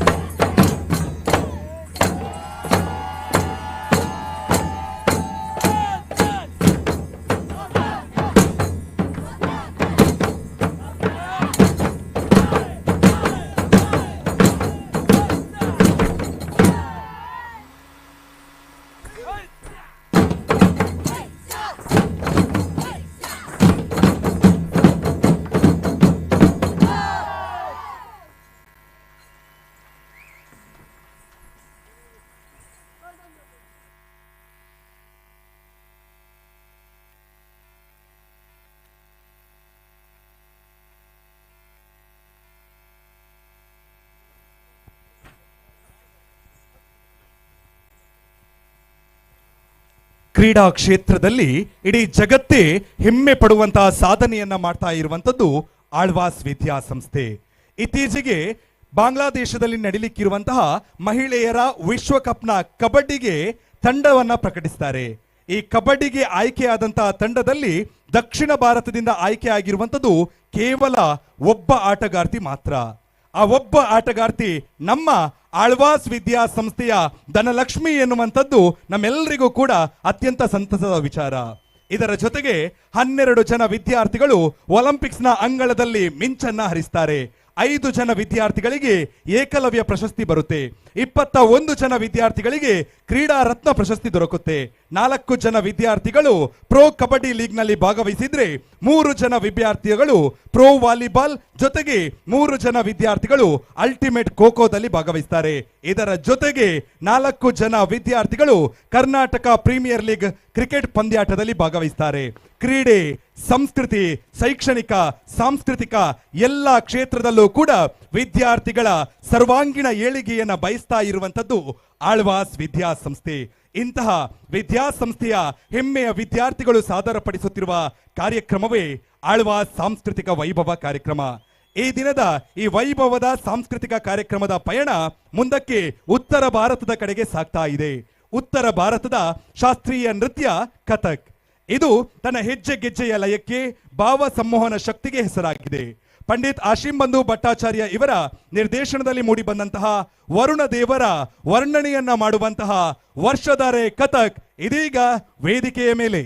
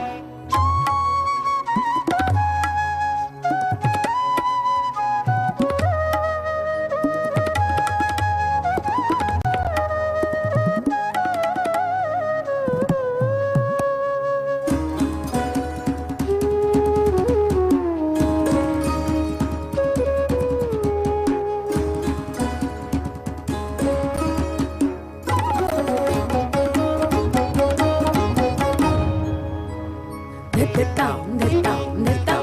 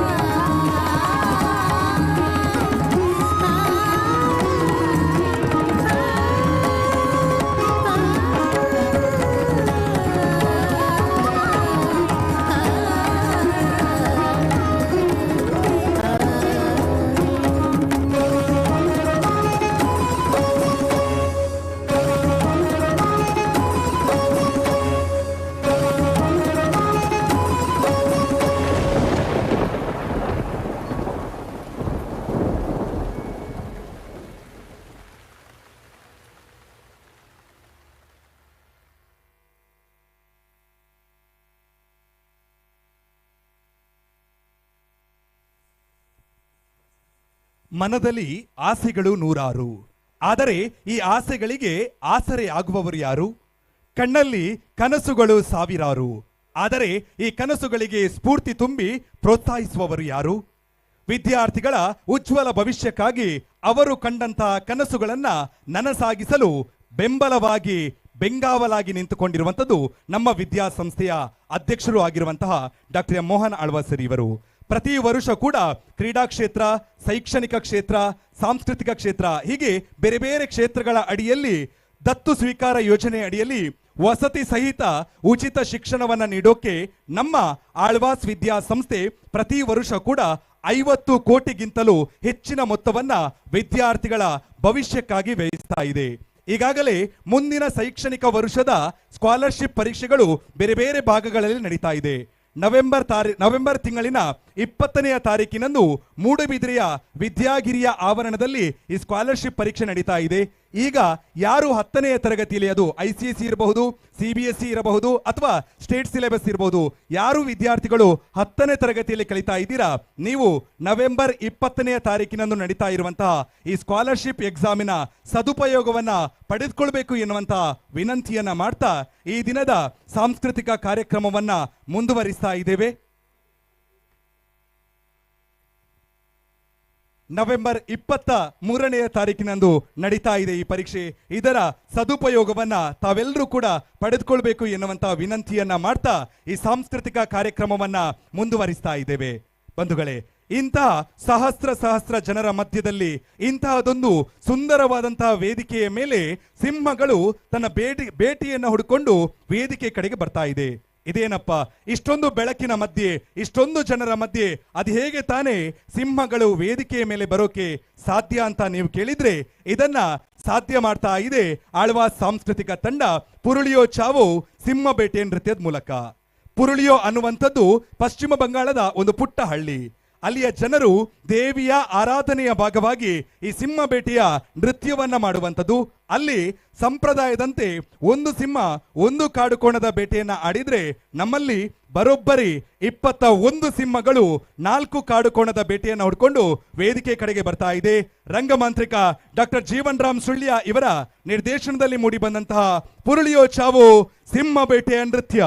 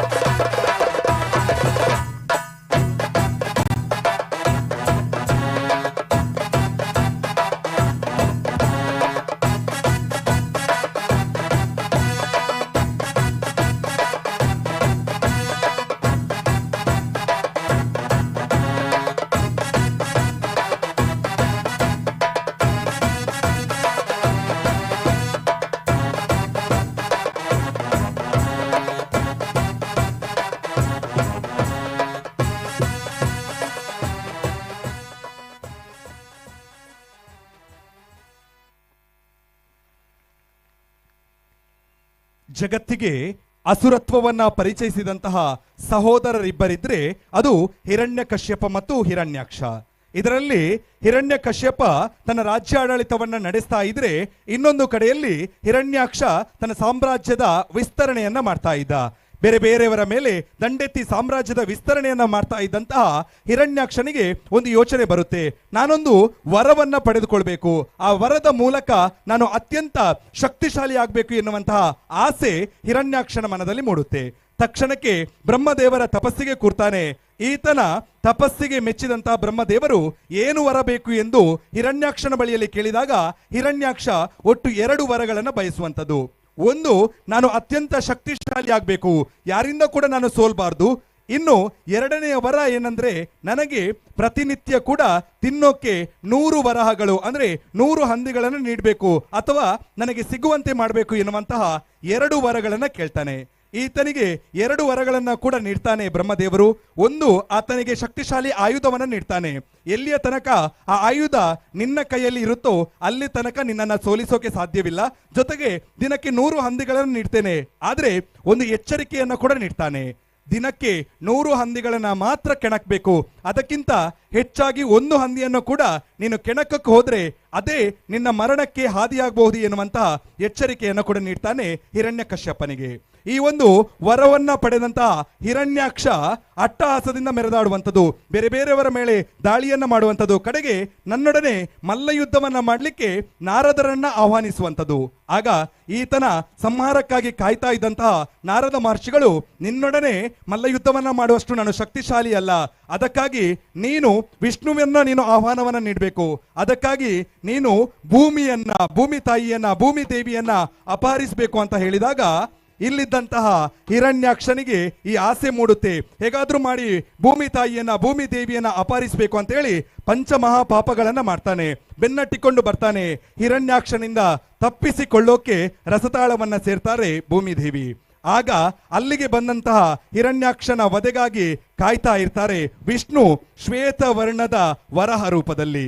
ಕಡೆಗೆ ಆತನೊಡನೆ ಯುದ್ಧವನ್ನ ಮಾಡ್ತಾನೆ ಹಿರಣ್ಯಾಕ್ಷ. ಕಡೆಗೆ ವಿಷ್ಣುವಿನಿಂದ ಸಂಹಾರವನ್ನ ಕೊಡಗೊಳ್ತಾನೆ. ಇಂತಹದೊಂದು ಕಥೆಯನ್ನ ಯಕ್ಷ ಪ್ರಯೋಗದ ಮೂಲಕ ನೋಡುವಂತಹ ಸಮಯ. ನಿರ್ದೇಶನವನ್ನ ಮಾಡಿದ್ದಾರೆ ಆದಿತ್ಯ ಅಂಬಲಪಾಡಿ ಮತ್ತು ನಮ್ಮ ಆಳ್ವಾಸ್ ಧೀಮ್ಕೀಟ ಯಕ್ಷಗಾನ ಅಧ್ಯಯನ ಕೇಂದ್ರ. ಇದೀಗ ವೇದಿಕೆಯ ಮೇಲೆ ತೆಂಕುತಿಟ್ಟಿನ ಯಕ್ಷ ಪ್ರಯೋಗ ಹಿರಣ್ಯಾಕ್ಷ ವಧೆ.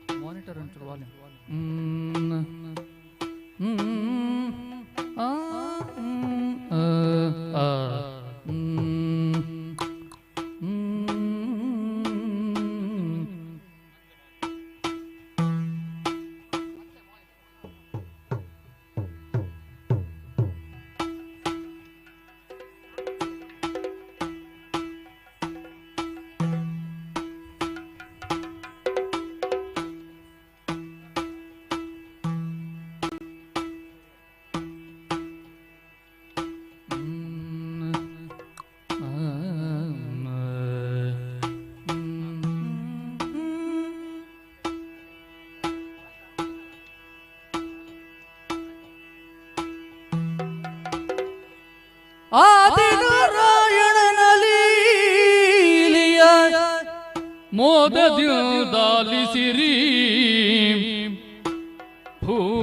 ಲಿಂಗನಾಥರಿಸಿ ನಿಲ್ದಿಹ ವರಾಗನ ದಿವ್ಯ ಚರಿತೆಯನು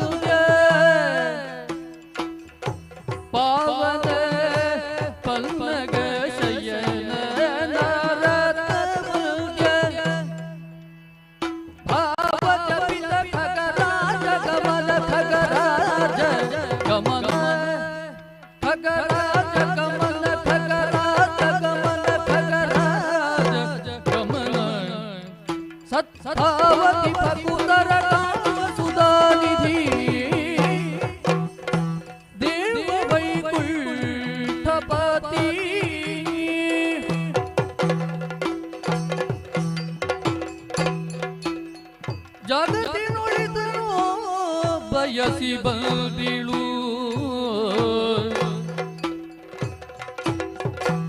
ಜಗದ ಜನನಿಯು ಭೂಮಿ ದೇವಿಯೋ ನಗುವ ಬೀರುದ ಹಸಿರ ತುಂಬುದ ಮಾತೃ ಹೃದಯದಲ್ಲಿ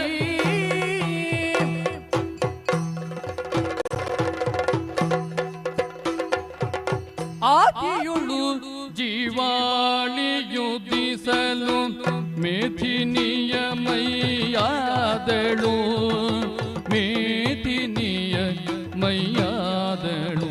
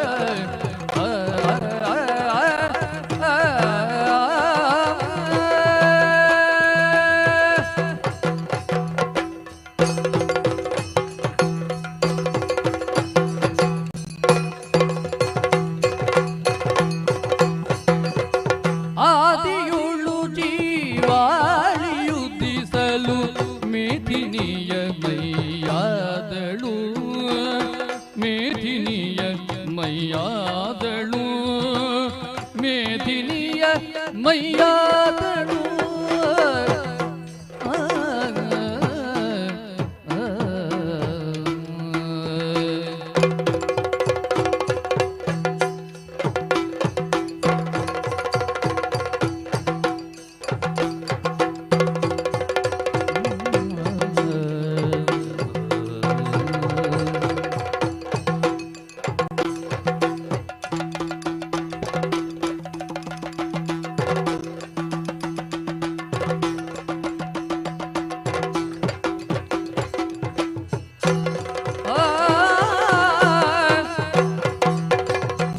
ಜಲವನೆ ಹರಿದಳು ಭೂಮಿ ದೇವಿ ಜೀವ ಜಲವನೆ ಹರಿದಳು ಜೀವ ಜಲವನೆ ಹರಿದಳು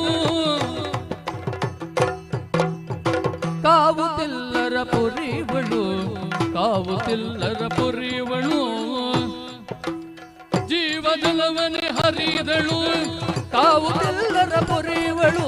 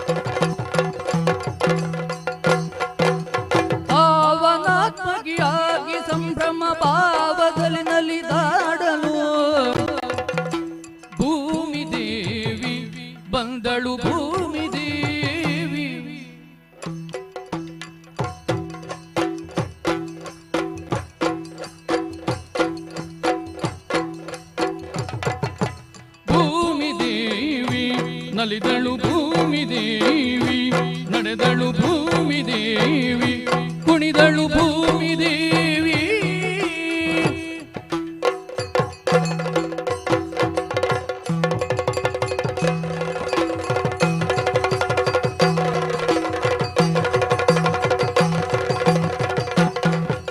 ಕೂಳನಾದ ಹಿರಣ್ಯ ಲೋಚನ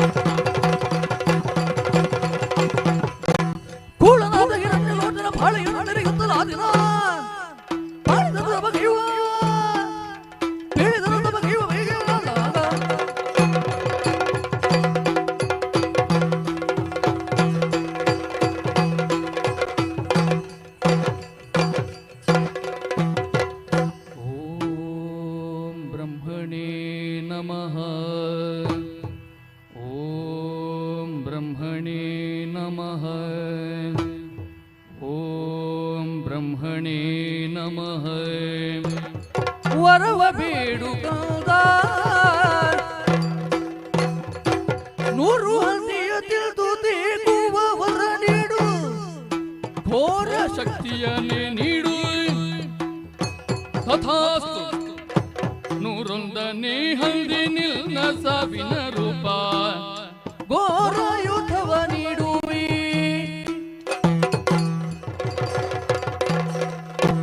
ವಿಧಿವರದಿಂದಲೇ ಬರ್ತಿ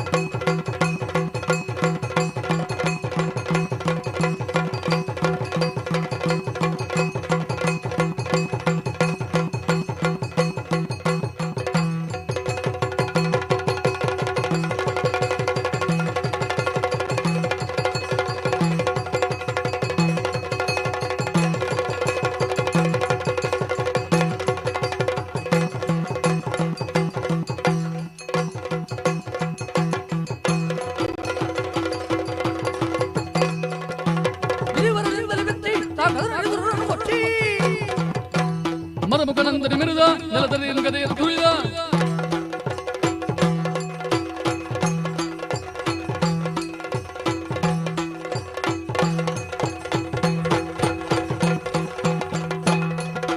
ಸಿಕ್ಕಿದೆ ಸೈಳು ಈಗ ನರತಿ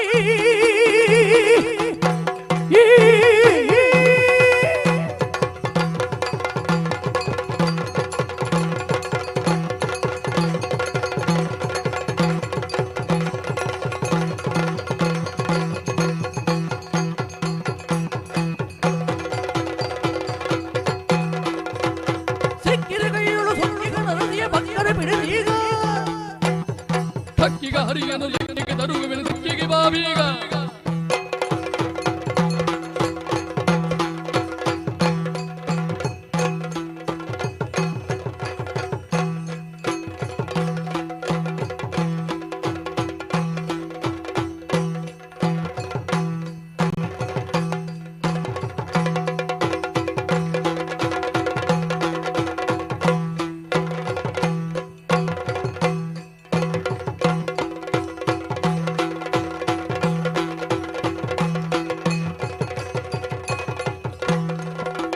ದುರುಳನು ಪಟಳ ತಾಳಲಾರದಿ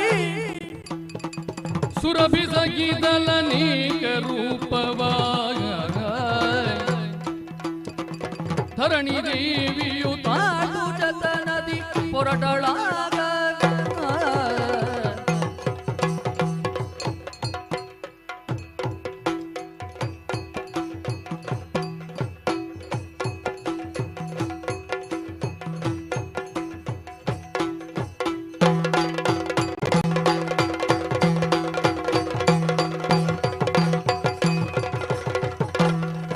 ಮಂಡೆಯನ್ನು ಬಿಡಿದಳು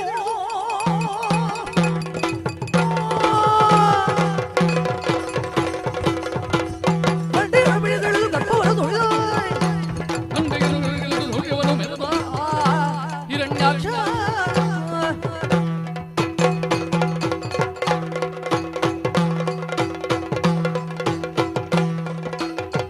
ಅಡಿಗಡಿಗೆ ಬೆದರಿದೆ ಕುಠಾರಕ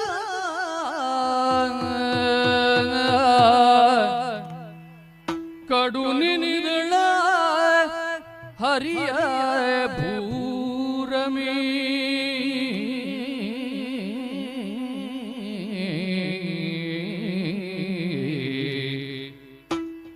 ಮುಡಿಯ ಬಾಗುತ್ತಲ ಮುಡಿಯ ಬಾಗುತ್ತಲ ಮುಡಿಯ ಬಾಗುತ್ತಲ ತಳದೆಡೆಗೆ ಸಾಗಿದಳು ಶ್ರೀಹರಿ ಮೊರೆಯ ಕೇಳಿತದೆ ಭೂಪತಿ ಮೊರೆಯ ಕೇಳಿತದೇನು ಭೂಪತಿ ಅರಸಿಗಾಗಿ ಹುದಿಯ ಧೋಗತಿ ಕರುಣಿಸಿಲ್ಲುದ ಅಬಲೆ ಹೊಕ್ಕಳು ತಾರಸ ತಡವ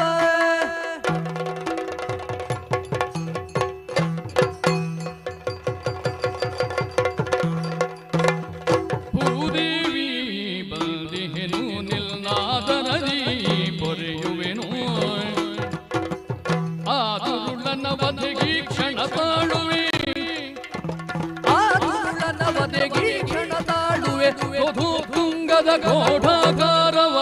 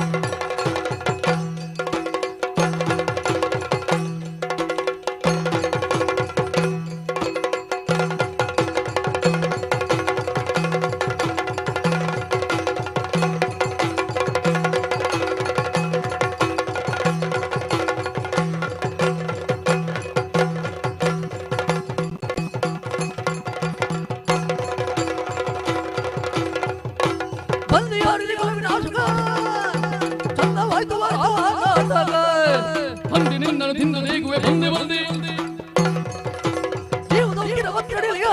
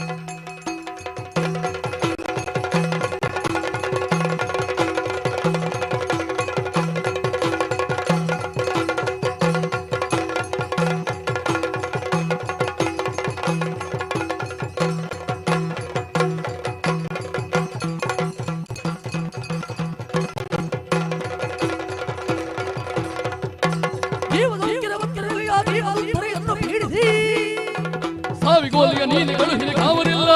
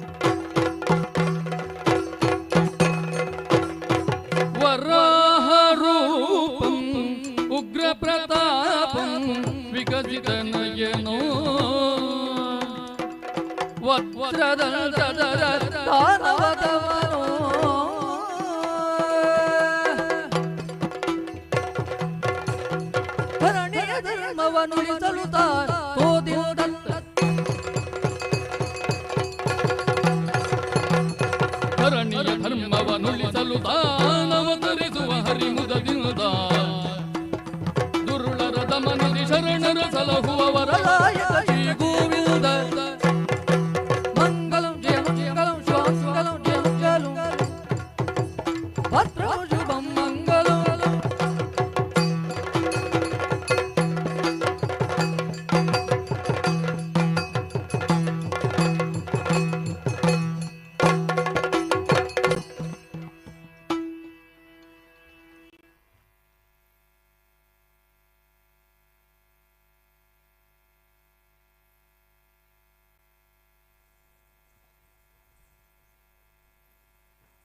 ನಾವು ತೆಗೆದುಕೊಳ್ಳುವಂತಹ ಒಂದೊಂದು ನಿರ್ಧಾರಗಳು ಕೂಡ ನಮ್ಮ ಬದುಕನ್ನ, ನಮ್ಮ ಭವಿಷ್ಯವನ್ನ ಬದಲಾಯಿಸಬಹುದು. 10ನೆಯ ತರಗತಿಯಲ್ಲಿ ಕಲಿತಾ ಇರುವಂತಹ ವಿದ್ಯಾರ್ಥಿಗಳಿಗೆ ಸುವರ್ಣಾವಕಾಶ ನವೆಂಬರ್ 23ನೇ ತಾರೀಕು ಭಾನುವಾರದಂದು ಕಾಯ್ತಾ ಇದೆ. ನಿಮಗಾಗಿ ಆಳ್ವಾಸ್ ವಿದ್ಯಾಸಂಸ್ಥೆ ಸ್ಕಾಲರ್ಶಿಪ್ ಪರೀಕ್ಷೆಯನ್ನ ನಡೆಸ್ತಾ ಇದೆ ನವೆಂಬರ್ 23ನೇ ತಾರೀಕು ಭಾನುವಾರದಂದು. ಇದರ ಸದುಪಯೋಗವನ್ನ ಹೆಚ್ಚಿನ ಸಂಖ್ಯೆಯಲ್ಲಿ ವಿದ್ಯಾರ್ಥಿಗಳು ಪಡೆದುಕೊಳ್ಬೇಕು ಎನ್ನುವಂತಹ ವಿನಮ್ರ ವಿನಂತಿಯನ್ನ ಮಾಡಿಕೊಳ್ತಾ ಈ ಸಾಂಸ್ಕೃತಿಕ ವೈಭವವನ್ನ ಮುಂದುವರಿಸ್ತಾ ಇದ್ದೇವೆ. ಒಬ್ಬರ ಮುಖದಲ್ಲಿ ಅಳುವನ್ನ ತರಿಸುವಂಥದ್ದು ಸುಲಭ, ಆದರೆ ನಗುವನ್ನ ಮೂಡಿಸುವಂಥದ್ದು ಖಂಡಿತ ಅಷ್ಟು ಸುಲಭವಲ್ಲ. ಅದರ ಜೊತೆಗೆ ನಾವು ಧರಿಸುವಂತಹ ಸುಂದರವಾದಂತಹ ಆಭರಣ ಯಾವುದು ಕೇಳಿದ್ರೆ ಅದು ನಮ್ಮ ಮುಖದ ಮೇಲಿರುವಂತಹ ನಗು. ನಿಮ್ಮೆಲ್ಲರ ಮುಖದ ಮೇಲೆ ನಗುವನ್ನ ಮೂಡಿಸೋಕೆ, ಈ ಜನಸಾಗರದ ಮಧ್ಯೆ ನಗುವಿನ ಅಲೆಯನ್ನ ಎಬ್ಬಿಸೋಕೆ ಇದೀಗ ನಿತಿನ್ ಕಲ್ಲಡ್ಕ ಇವರ ಸಂಯೋಜನೆಯಲ್ಲಿ ಗೊಂಬೆ ವಿನೋದಾವಳಿ ನಿಮಗಾಗಿ.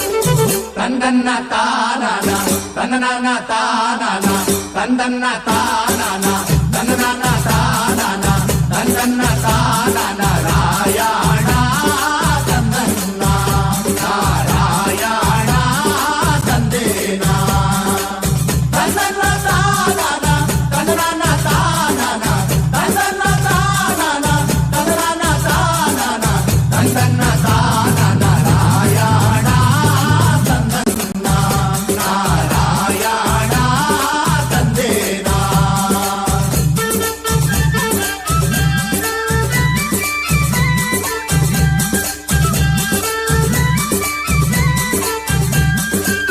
ಕಕ್ಕೆ ಹೂವಿ ಬಲಿದ ಕವಲು ನಾಮ ಕೊಲಿದ ಕಕ್ಕೆ ಹೂವಿ ಬಲಿದ ಕವಲು ನಾಮ ಕೊಲಿದ ಸೋಲಿಗರ ಬಾಲೆ ಬಲಿದ ರಂಗಧಾಮ ತಂದನ್ನ ನಾರಾಯಣ ತಂದೇನ ಆಧಾರವಾಗೋ ದೊರೆಯೇ ಆದಿನಾರಾಯಣನೇ ಆಧಾರವಾಗೋ ದೊರೆಯೇ ಆದಿನಾರಾಯಣನೇ ವೇದನಗಿರಿ ವೆಂಕಟರಮಣ ತಂದನ್ನ ನಾರಾಯಣ ತಂದೇನ ತಂದನ್ನ ತಾನನ ತಂದನ ತಾನನ ತಂದನ್ನ ತಾನನ ತಂದನ ತಾನನ ತಂದನ್ನ ತಾನನ ನಾರಾಯಣ ತಂದನ್ನ ನಾರಾಯಣ ತಂದೇನ ತಂದನ್ನ ತಾನನ ನಾರಾಯಣ ತಂದನ್ನ ತಾನು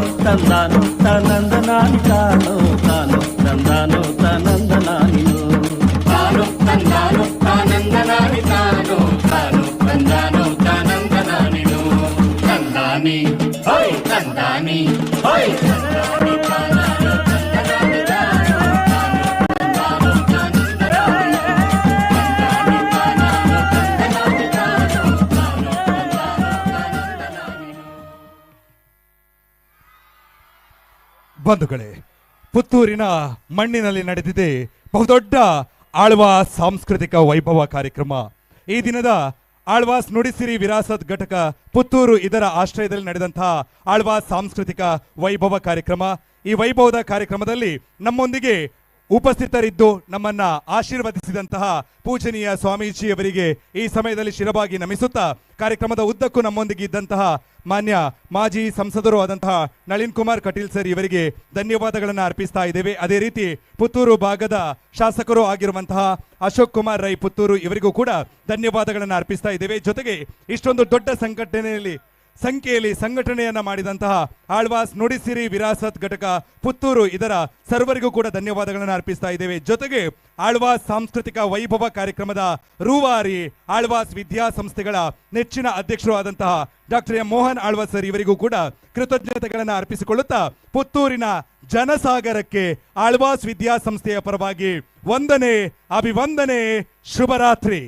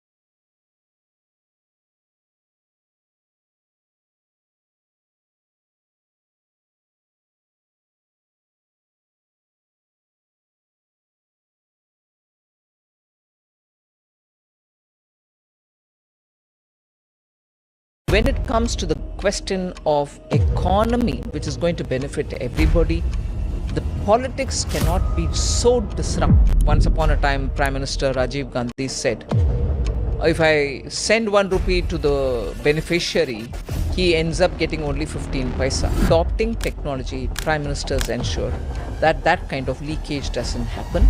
1 rupee sent is 1 rupee received. One of the most crucial ministries in Modi's cabinet, the Ministry of Finance, has been entrusted to Nirmala Sitharaman. She is one of the top ministers in the government of India. So only 1.5% of India's population is the tax-paying population, whereas for China this is 10% and in the US it is 43%. Ma'am, why is our tax base so small? As long as you are earning more, you and your family are happy. But the moment you are under the tax net, you think the government is regressive. There are states like Tamil Nadu which were protesting because they were saying that it's like penalizing the states for investing so much money into building factories when there are states which are just consuming things. States is not building factories. What are you saying? The top 1% of India accounted for 45% of all flights and just 6.5% of the users were responsible for 44% of all UPI transactions. Ma'am, why is the gap between the rich and the poor increasing so much? Ma'am, the Skill India report says that more than 35% of our BTech students are unemployable, 30% of our MBA students are unemployable, 60% of our ITI students are unemployable, and more than 75% of our polytechnic students are unemployable. The Finance Minister of Kerala, K.N. Balgopal, argues, he says that Kerala gets only 21 rupees against every 100 rupee that Kerala collects, but for UP this number is 46 out of 100, and for Bihar it's drastically high. Bihar gets 70 rupees out of the 100 rupee that it collects. And here's where the north-south divide narrative comes into play, ma'am. So ma'am, what is the logic behind dividing this pool of money? I think this narrative is somewhat distorted.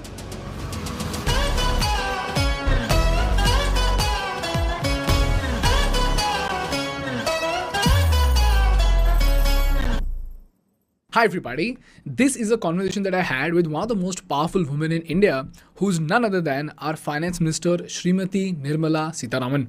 In this episode, we spoke at length on what exactly are the obstacles that India faces while it is on its way to become a $7 trillion economy. Why is there rampant unemployment in India? What is the vision that BJP has for India? And most importantly, we spoke at length on why southern states like Tamil Nadu and Kerala get less money from the center as compared to northern states like UP and Bihar.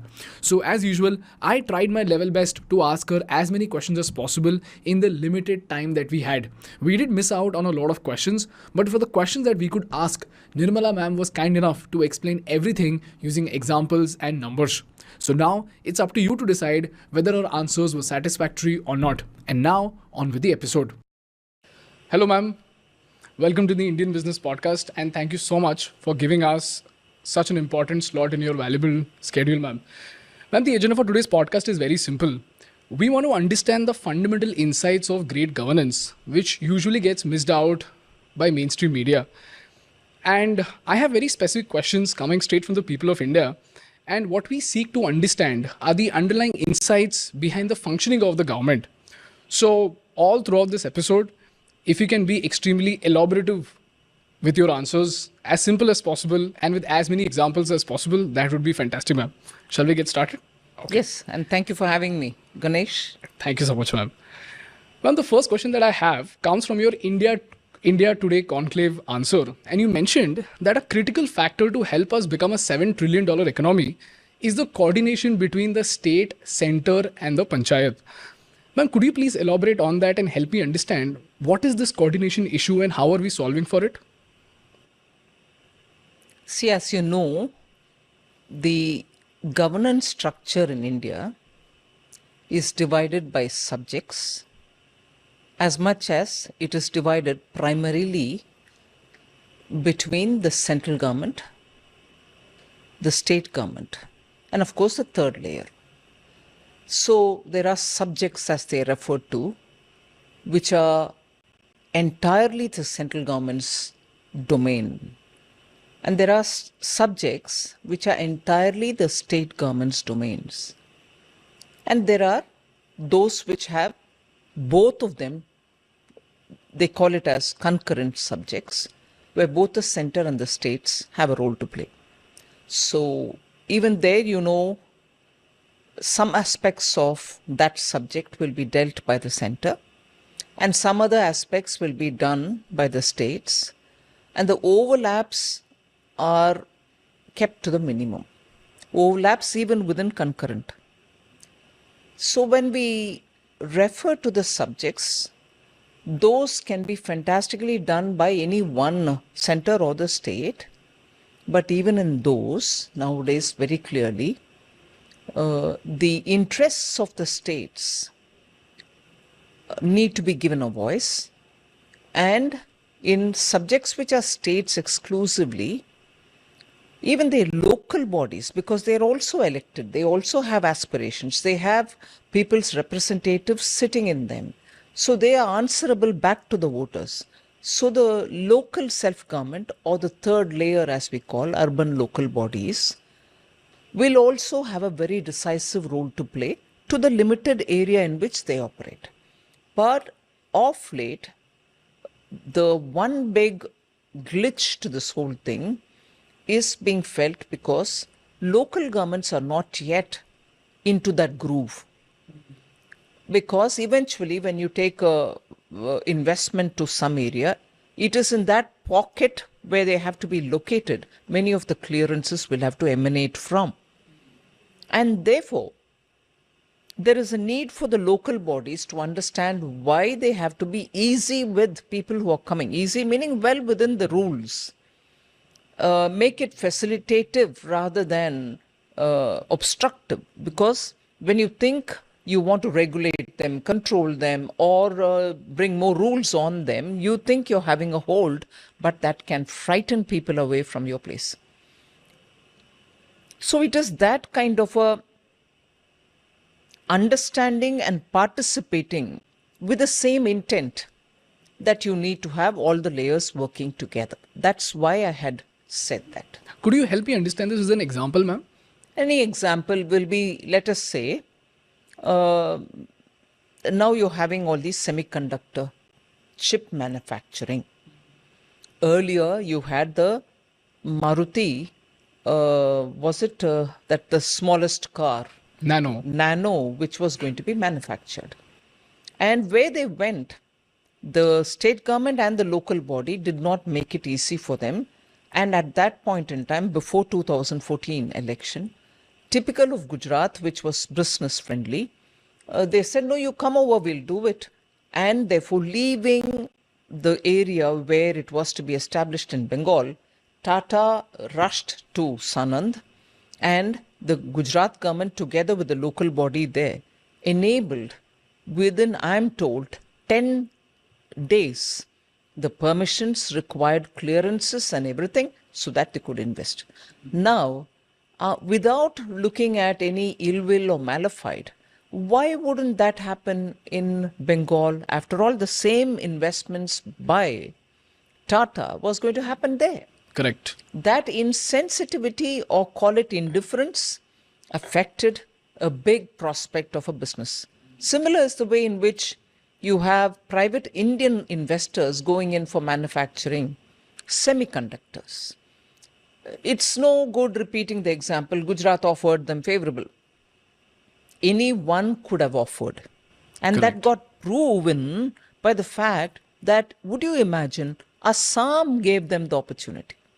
You tend to think Northeast states need a lot more pushing up to even be at par with many of the states so that industry can go in there.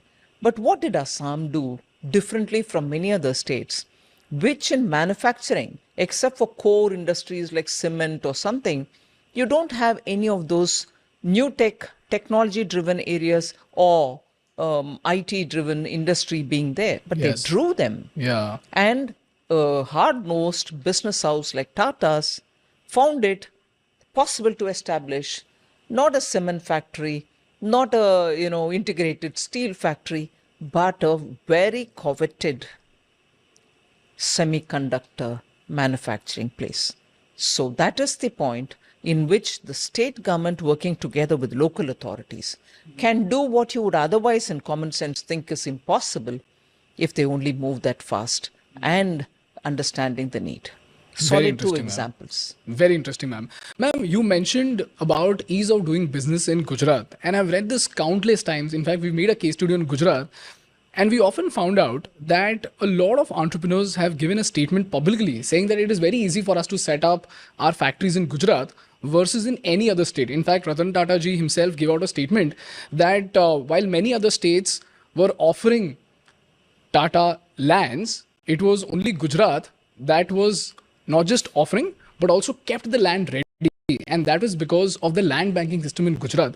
Man, why is it that we have not been able to scale the land banking system all across the country, ma'am? Why only Gujarat? I wouldn't think you're right in that. There are many states which went ahead with land banking system, keeping certain demarcated areas ready for industry who will come forward and so on. But what is the distinction between what Gujarat's approach is as regards the others compared to Gujarat is consistently they're doing it. Oh, okay. Whereas in other states, take the example of Maharashtra. After all, the same bullet train was approved in Maharashtra as well to be one of the terminal points for it. The other terminal point in Gujarat, and it runs partly through Gujarat and comes partly through parts of northern Maharashtra and reach Mumbai. Yeah. It was approved. Okay. It was all cleared. Japanese came in a big way, both for the technology and for building the quality that is required for the track laying, for the bridges which are going to hold them and everything else. But what happened? With a change of government, that particular agreement or understanding was put in the back burner. So from the terminal point in Gujarat till almost the border of Maharashtra, the work was almost 2/3 complete. But they had to halt. They couldn't come further here because Maharashtra changed its approach to the project. Now, a project like that, which involves overseas investors, overseas technology, having agreed, and a central government which is working to get these overseas, because most of the overseas loans, when they come to the states for their projects, but the guarantor is the central government. Now, with all this done, suddenly when a change of government happens, and for you, for political considerations, you say it's not required for me, the impact it has on the overall approach to making investment in India attractive just falls flat. All right. Then again, with a change of government, that is getting restored. All right. Okay. Now, what happens to the overall completion of project? It gets delayed. What happens to that portion of the project which got delayed and its cost escalations? Yeah. What happens to the loans that you have to pay back? What happens to the timeline that this business is going to become revenue neutral, or you're making your ends meet and there is no loss per se, and you enter the stage where you can start making profit? Everything gets pushed. So when you say, you took the example of land bank alone, I take it as even the attitude towards development, attitude towards economic benefits, and the collaterals arising out of a positive approach towards economy as opposed to disruptive, for want of a better word, disruptive approach. Governments run in continuity. Economy has, it's like building, let us say, a dam or a mansion or a house or even a small kutir that you want to build.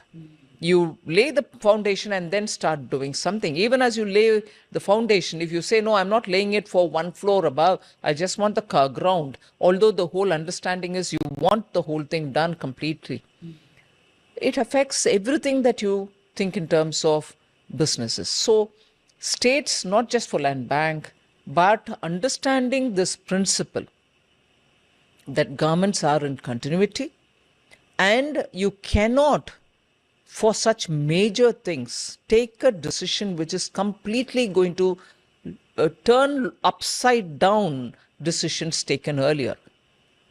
Okay, so if that is the example that I've taken to explain, not just in land banks, but in general, governments being in continuity, you have to go ahead with some of the decisions, however much you may disapprove of it, because they have been already taken. So if this is about decisions, there's one other point which is necessary to add here. So not only the government in continuity, economy also runs in continuity. Correct. Unless you give it enough leeway, you cannot change a decision. You can always now pit a question against me or on me to answer, saying, after all, India has been a socialist economy all these years. Yeah. We've had public sector undertakings.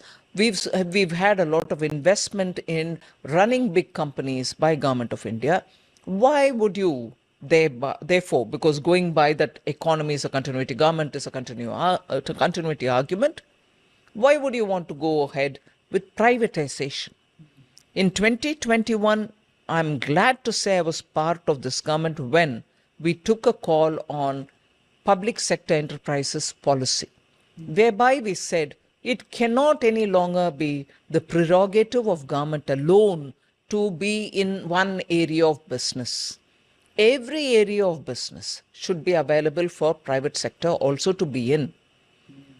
All right, government will have to be in some sectors which are strategically important for us. One example of that is communication. And unless you have government services in these sectors, communication is one example, you will not be able to reach the border areas, provide telecom facilities there, because the private sector would say that area doesn't give me enough profit, so I won't go there. You need. Therefore, strategically, there can be 3 or 4 areas, and we said that will be about only that much, where the government will also have to be present. It cannot be only government will be present. We want the efficiency of the private sector, so we opened it up. Now, therefore, even for that, 1991 is claimed to be the time when we had opening up of the Indian economy. Yeah. But even then, this privatization point was not really worked upon. It had to take its own time. But government here now under Prime Minister Modi said it's high time we have to open this up. And look at the result it has borne. Space sector, abuzz with private interests, investment, private talent, young people wanting to do a lot of work in launching satellites, either in the low orbit or even the higher. It has brought in such a lot of synergy that India, even as it was standing as a leader in economy-driven space launches. Now, it's even more efficient. Yeah. You're able to send the smallest satellite to the lowest orbit and send a satellite which is just going to monitor your land resources, your water, the groundwater table, and so on. So you really made that sector vibrant. So that is the kind of change, even as you emphasize on continuity. Very interesting, ma'am. So you're saying that governance should always take the front seat and politics should be at the back seat. I would say governance, when it comes to questions of governance, when it comes to the question of economy, which is going to benefit everybody, the politics cannot be so disruptive. For instance, the UPA government brought in what was notoriously called retrospective taxation. It started to tax for years long before and called it a correction related measure. They had to take it back and ask people to pay up tax for periods which were long gone, although at that time in their business model they would have calculated the tax that they have to pay to the government per that prevailing rate at that time. But 10 years forward, you bring in a law which says a certain tax will have to be paid. Going backward in time, businesses and their business model can no longer take that on because they've costed themselves in such a way Correct. that for tax this much is given, for dividend this much is given if profit is earned, or else the cost of a product that they produce would be this much, is all predetermined, and based on that the business has happened, goods are bought and sold and everything. Now Yeah. when you're bringing in a retrospective tax, who collects it from whom? Can they go back to searching each of the product consumer? Correct. So when I tell you this example of going backwards is always disruptive. So you're talking about governance, which is going to take the back seat and which is going to take the front seat? Is governance going to take the front seat and politics the one behind? I wouldn't look at it like that. I look at it as, so long as you're not disruptive and you're taking it forward, governance and politics go hand in hand. But the moment you decide that you have a different agenda, then not just going forward and giving the benefit to the people who are doing business and the citizens who are benefiting from business, you're bound to disrupt it negatively. Very interesting, ma'am.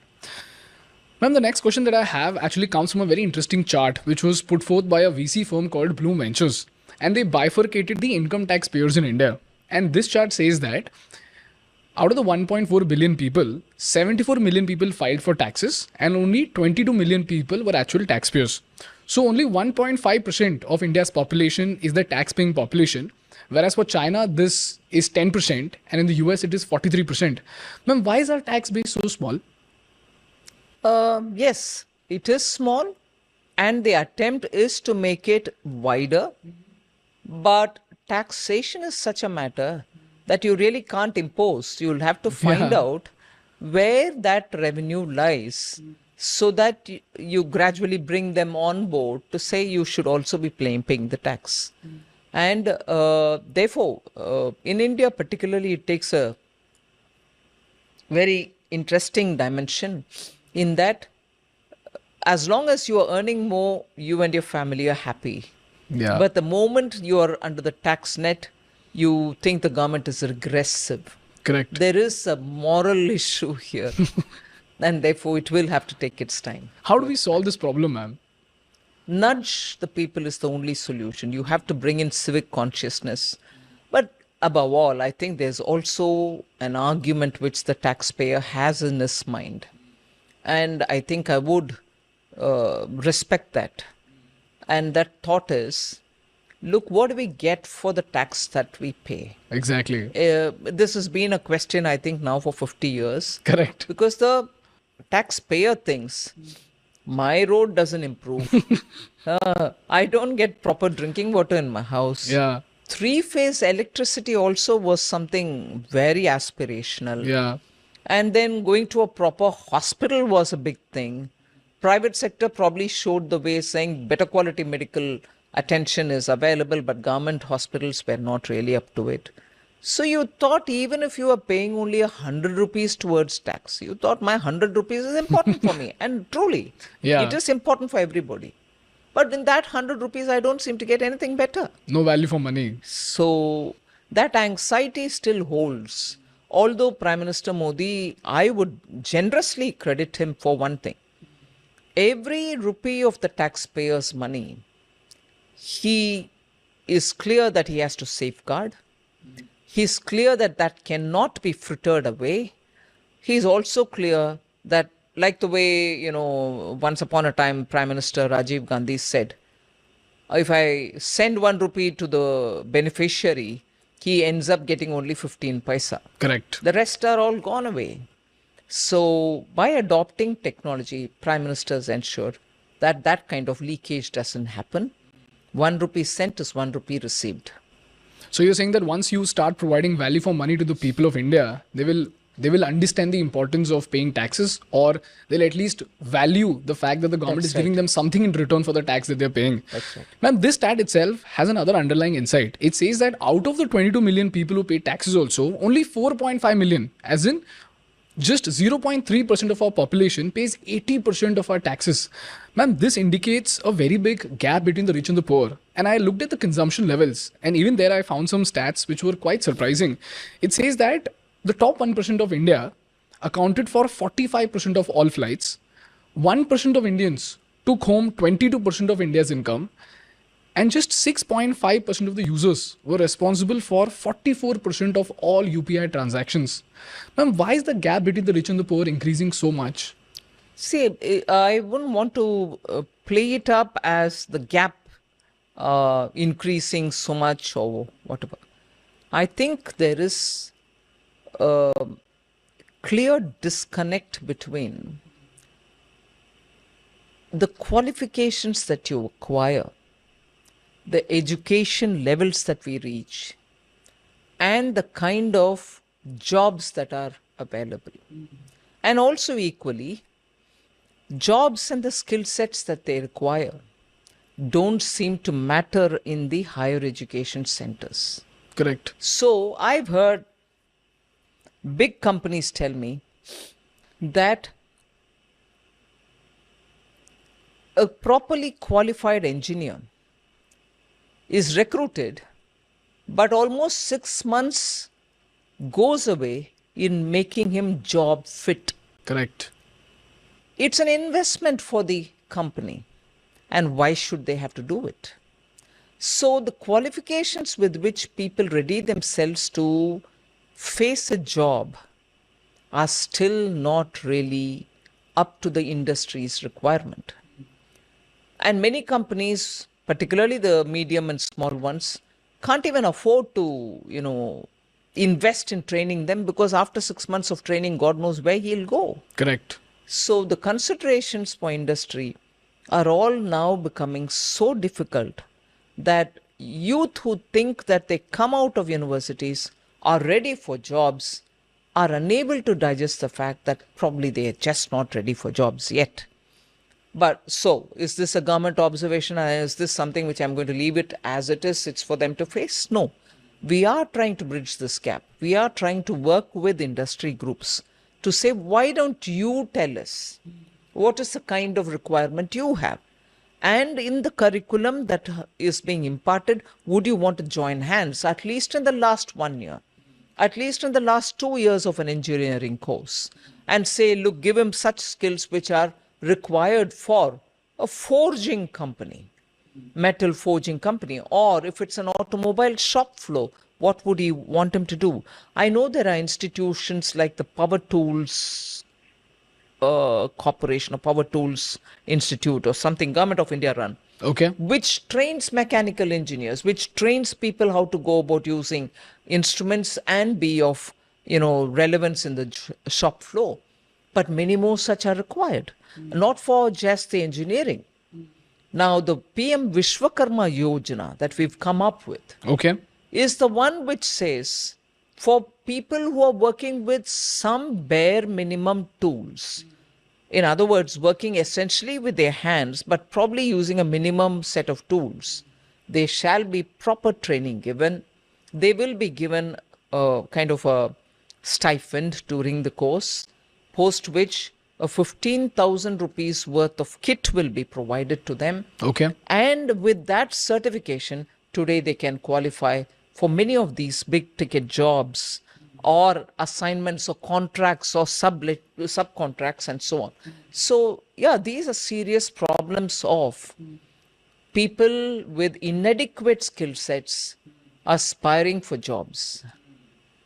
Ma'am, I was reading something called the Skill India report, and what you mentioned is great for the bottom of the pyramid. But what I'm deeply concerned about is the middle of the pyramid, ma'am, because this Skill India report says that, just give me a second. Ma'am, the Skill India report says that more than 35% of our BTech students are unemployable, 30% of our MBA students are unemployable, 60% of our ITI students are unemployable, and more than 75% of our Polytechnic students are unemployable. So, and ma'am, I have been the perfect witness to this entire transition, because 10 years back I was in college, and I am that student that you're talking about who thought after college I'll find a great job. But by the end of college, I realized that I do not know anything that is relevant to the industry today. And 10 years later, now I'm recruiting engineers and I'm seeing the same problem, ma'am. They're reading out of outdated textbooks, they're reading outdated concepts, and they do not know anything that is relevant for today's industry. So, ma'am, how are we solving this problem for the middle of the pyramid, which is our engineers and management students at least? You've put your example forward. First thing I think, and this is not to say it's not part of government's own responsibility. The drive that an individual has to recognize that this is not going to work out for him and he has to find a different thing. As I say, get your mojo back. How do you get your mojo back? Once you identify that you don't seem to have your mojo in a particular area, and if you have to acquire it, what is it that you have to do? And once you identify, there are now online or offline courses available for you to be able to equip yourself better. That is one. And second, peer group learning is something which I think till my college days, we've all benefited from. Today, the world is so fast. We think each of our mobiles will be our peers. No way. Yeah. Peers are those who will be able to sit with you and put you the context in which you'll have to search for what is missing in you. Those kind of interactions are now becoming very few and far between. That's a second. And the third, it is true you quoted the ITIs. ITIs, unfortunately, are with the state governments. Many state governments in the last 30, 40 years have stopped investing in them. Why do you need to invest in them? Upgrade the tools, bring in newer tools with which you'll train the young person. And not just in the same repeated skills, there are newer areas in which we want people to come. Take the example of today, the expansion in renewable energy, particularly solar. Who are the young people who are laying the panels, who are setting the panels to a certain angle facing the sun? Who are those people? They're not high-end skilled workers.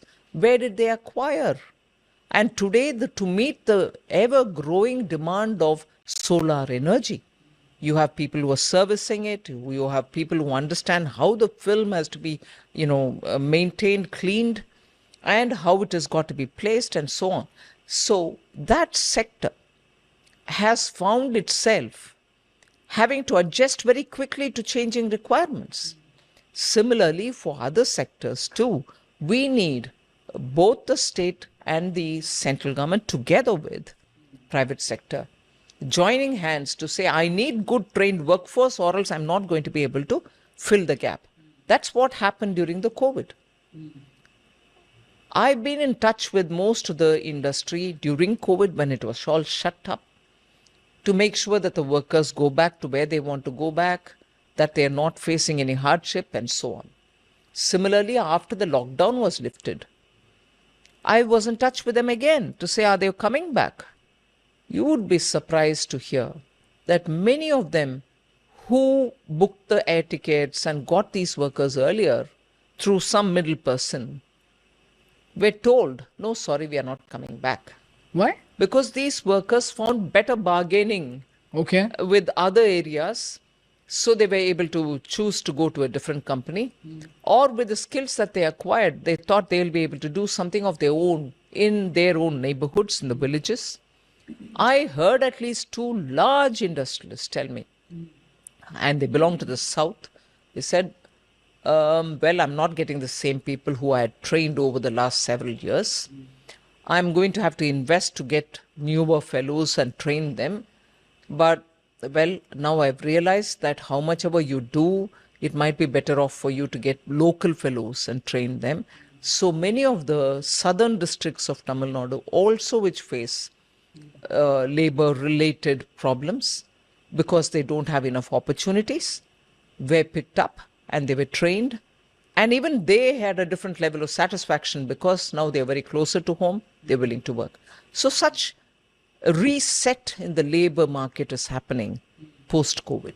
So, ma'am, you're saying that the center and the state need to again coordinate on this and make sure that there's an industry academic connect such that the demand and supply both are matched, right? And the one question that I had, and which had worked initially very well, and probably continues to work in the domain of startups, where we brought in these startups to join hands with the hubs which were set up in IIT like places, Indian Institute of Sciences like places. People came there, sat Okay. with them, and they helped them to understand where the problem is and where their solutions have got to come. And it has become a big catalytic center, these hubs. Ma'am, the one question that I had, and this is purely out of curiosity, is that why don't we just put a restriction on the number of engineering colleges that are opening up? Because, ma'am, to be honest, in Pune, there are colleges that are being set up merely for the sake of making money. And the professors are incompetent. They are just great with marketing. And these students and parents who come from far away villages, they come to these colleges, and then there is a sales team which convinces them and sells them dreams that, we'll be able to get you a 4.5 lakh package, we'll be able to get you a 6.5 lakh package, and eventually after 4 years, after taking education loan also, these people are not able to find jobs. And this points towards a larger problem also, because today if we say that, we have 1.3 million engineers coming out, to a foreign investor, this seems like a gold mine. Because if 1.3 million engineers are coming out every year, that is great. Plus our labor costs are low. But when that person comes over here and actually sees the quality of our engineers, and he sees that most of our engineers are not engineers at all, that number one dents the reputation of the country. And number two, all of these engineering colleges are not engineering colleges at all. They're just engineering colleges for the namesake. So again, with this center-state coordination, do we have something by which we can curb the expansion of these engineering institutes in such a way that whatever supply we have concrete supply, and the rest of the people can just find something else to do rather than being deceived by these engineering colleges in the name of great packages? Absolutely, a very, very critical question and an issue which is definitely a festering issue. Many of them who borrow money and aim to have their children go high in their lives have been shattered. Yeah. And quality less infrastructure, faculty less programs have actually hurt the sector. I know the example that you cited of Pune is also applicable in many parts of southern states. Many engineering colleges are just lying there. Correct. Like huge concrete monsters with nothing in it. True. There has to certainly be a lot more vigilance in this matter and a lot more compliance of standards. Okay, ma'am. Ma'am, the next question that I have is about GST. And ma'am, GST without a doubt has been a phenomenal success, because my Chacha ji is extremely envious of us because we don't have to face the same problems that he did during that time. And all the stakeholders that I spoke to, in fact, we made a video on GST and we asked people to comment as a business owner whether they were happy with GST or not. And most of the people said yes. But there's one category of stakeholder who's particularly not happy about GST, and those are the state governments like Tamil Nadu and Kerala. Now, before that, I just want to set the premise for this, just so that I have the understanding of how GST operates properly. If a t-shirt worth 100 rupees is produced in Tamil Nadu and it is sold in a state like UP, and if 20 rupees GST is collected on this t-shirt, 10 rupees goes to the center and 10 rupees goes to the state, right? And out of this 10 rupee that goes to the state, it goes to the consumer state, which is UP, and non-producer state, which is Tamil Nadu, right? Governments like Tamil Nadu often argue that we've invested thousands of crores into setting up factories, building highways. Then why is it that our benefit of producing the goods are being passed on to other states where there are just more number of people out there to just consume the goods? So, ma'am, why don't we just split? I know this is a very amateur question, ma'am, and I know that there are complex calculations in place, but why don't we just split the GST between the producer state and the consumer state equally? How would that work out? Out of the 20 rupees that is collected, 10 rupees goes to the center, 5 rupees goes to the producer state, and 5 rupees goes to the consumer state. Wouldn't that be enough to... In a way, isn't that what is working? Because how do you know which product will be consumed? To what extent in a particular state? Maybe some states consume more of, let's say, hosiery products. Some other states may consume a lot more of metal goods. So for item wise, I'll have to, and some other states may consume one item this month and maybe not the next month. So you can't have a thumb rule and do it. It has to be on actual buying and selling. That is why this complex system was bought simply saying how much gets sold in a particular state. And that is why when GST was launched in 2017, manufacturing states were all unhappy, saying, I lose my advantage. I got so many industries to come to my place, set up the business. Now, are you saying I won't get my share? No, they were compensated for it, so that they come on board, saying, okay, manufacturing states will be given something, and they agreed to some kind of a settlement, because now the emphasis or the principle of taxation moves on to the consumer. You take that measure. Okay. Ma'am, so after this compensation is now applicable till 2026, right? The GST compensation? No, it's over. It was till 2022 and then it's over? Yes, it's over. Okay. What you're getting till 26 is the compensation tax gets collected. Okay. It goes towards the payment of the principal and the interest on the borrowings that we did. Okay. During the lockdown, when nothing moved, no GST revenues were generated, but still states had to be given money, because how will they run otherwise? Correct. So money was borrowed and given to states on the understanding that it will have to be paid back by the compensation cess that we use. Okay. And that compensation cess was therefore extended beyond 22, strictly only to pay the compensations due that was to be paid. Assume that during the lockdown, if everything was normal, no lockdown, you would have earned as much as you gave as well. Correct. Without earning, you're giving because you borrowed. That borrowing has to be paid from where?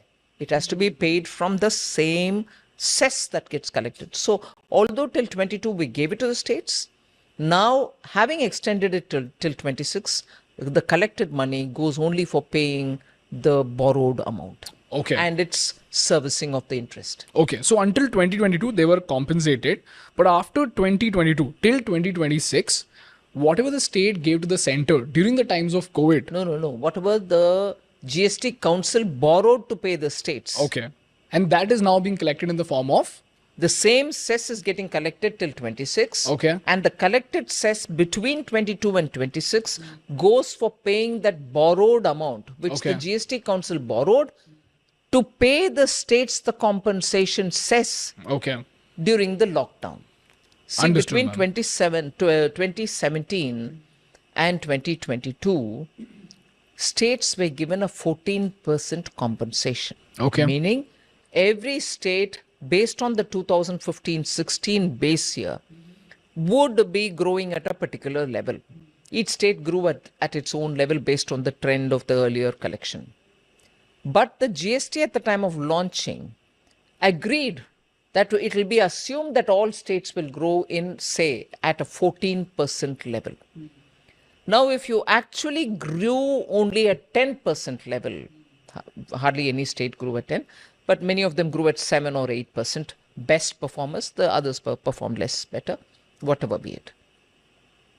So if you actually grew at only 7 or 8%, the rest 7 or 6% would be given to you by the compensation cess which was levied on extra luxurious or sinful goods. Okay. So that money was collected in the name of compensation cess, and that was used to give the differential between actually what revenue was earned and the protected revenue, which is 14%, will be guaranteed to every state. So between 14 and 7, the gap was paid through the compensation cess. Okay. But that was only up to 22.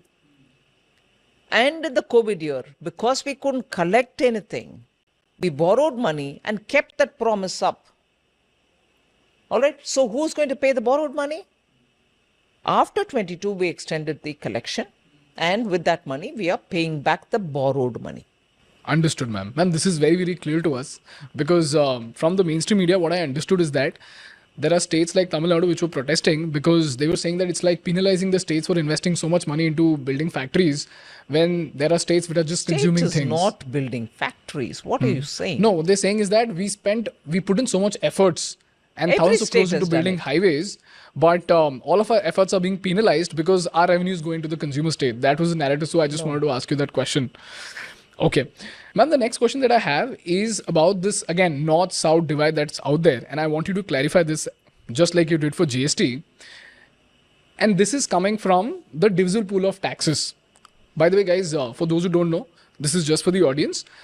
If the center collects 1,000 crores, 41% of it in 2024 goes to all the states. So 1.8% might go to Kerala, 6% will go to Maharashtra, and so on and so forth. And the Finance Commission decides which state will get how much percent. And this pool right now is about 12 lakh crores, right, ma'am? Is that correct? Okay. Ma'am, here's where the Finance Minister of Kerala, K.N. Balgopal, argues.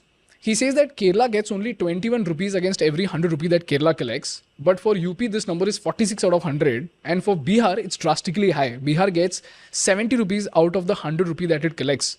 And here's where the north-south divide narrative comes into play, ma'am. So, ma'am, what is the logic behind dividing this pool of money between different states? And why is there such a drastic difference? First of all, I think this narrative is somewhat distorted. Okay. I'm not coming into saying the numbers are distorted. I'm not even. I'm saying the principle on the basis of which this is being put out is absolutely distorted. Okay. I'll start from an example and I'll elaborate. Let's take Kerala. Let's take Tamil Nadu. Let's take Karnataka. If actually the total amount of revenue or taxation that you pay is the principle on the basis of which tax has to be given back to you, Kochi in Kerala would take away everything that is collected. Yeah. All right? Kochi, which benefits from having one of the world's best ports, which is a national port, in which Government of India's money goes in. That port is built, maintained, run, modernized, upkeep, everything is with the center. Look at the way in which complexity gets into the argument. Yeah. All right. Now, Kochi, therefore, also has a airport to which the Central Civil Aviation Ministry spends a lot. Okay. Kochi also has one of the biggest centers of Navy, for which central government exclusively spends money. Now, all of them have a ripple effect on the economy Kochi. Correct. Right? But even after that, if Kerala representatives say, Kochi gives so much tax, are you, first of all, excluding these big ticket investments, which are giving the ripple effect for the Kochi economy? And pretending that everything that which is happening in Kochi is made out of Kerala's own money. So it starts with a bit of an illogic there. Okay. Second, if Kochi alone is able to generate so much, what happens to Kannur? What happens to Thrissur? What happens to further up Kozhikode? What happens to Pattanamthitta? Are we then saying everything that Kochi gives, Kochi gets back? Be damned with the rest of the districts. So in the case of Tamil Nadu, everything which happens in Chennai or Coimbatore goes back to Chennai and Coimbatore. Be done with Velurs of the world. Perambalur of the world. Forget Ramanathapuram. Would you say that? No. You can't do anything in Ariyalur. So come similarly to Karnataka. Your Chitradurga, your Bidar, Raichur, Yadgir will all be left because every money will have to be going back to Bangalore. So what are we trying to convey? I'm not even getting to talking about, we give 1 rupee, we get only 25 paisa. No, I'm not even coming to that. First of all, as I took the Kochi example, I'll take Bangalore example. How many industries in Karnataka and also in Bengaluru or Mangaluru are funded by the center? Leave all that. The common man travels by train. Is the Karnataka leg of the train being funded by Karnataka government? Central government funds it A to B, B to C, C to Z. Railways are fully with. Similarly, Air Force. Bengaluru has one of the Air Force big centers, Army headquarters there. One of the southern division is there. Are there not monies coming from the center? Yeah. So, I want this whole thing to be placed in its proper context. And again, throwing it as though it is Prime Minister Modi's government which decides on these rates is a deliberate attempt to mislead. After all, people who are sitting in governance, holding responsible constitutional positions, do realize that these are not percentages decided by Prime Minister or the Government of India. There is a constitutional body called the Finance Commission that decides it. So when that next commission comes, which is already constituted, the 16th, meet them and tell, okay, put your cases forward. Now, what are the most important parameters that the Finance Commission considers while distributing this money from the divisible pool?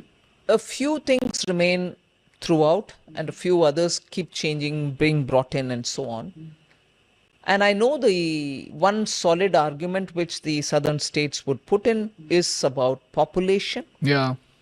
Also put about schools and colleges and medical facilities and so on. But whatever be it, the arguments will have to be put to the consideration of the Finance Commission. And once the Finance Commission decides on the rates, we have to follow it. So population is one parameter. Ma'am, any other major Education, parameters? I think education, Okay. climate resilience, Per capita many other things. So obviously, when you talk of the state's GSDP and the population, it will all fall in place. Okay. Now, because here's where again Kerala brings another argument. Right now, Kerala is facing an economic crisis. And I just did some math and they said that, from the 10th Finance Commission to the 15th Finance Commission, our share in the divisible pool has decreased from 3.8% to 1.9%. You've said that? Yeah. I want to say, even before you complete your,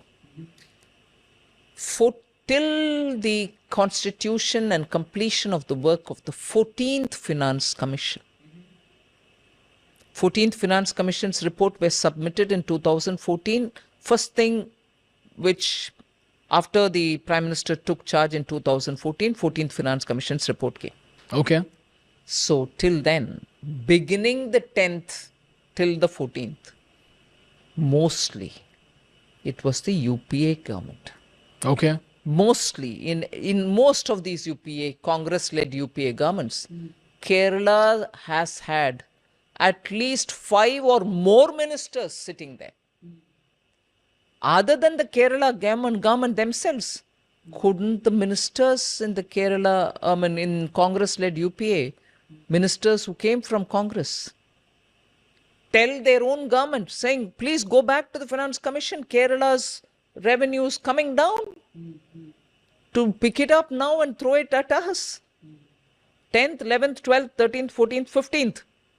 They themselves are saying, right? Yeah. From the 10th to 14th, it's all been falling. It was all yours.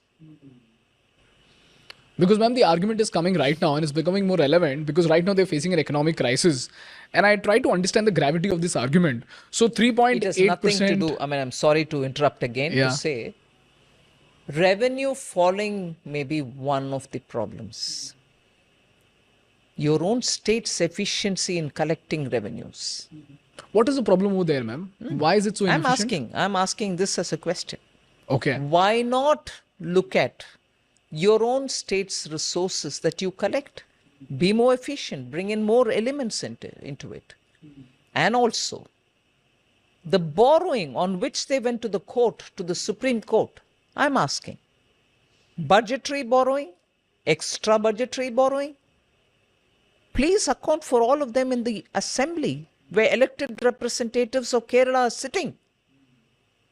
You don't talk about the borrowing which has been extra budgetary and continuing at some level till now. Whereas you have a problem with revenue falling. If the central share is falling, I'm also asking, every state has its own way of improving their own collection, their own state's own resources.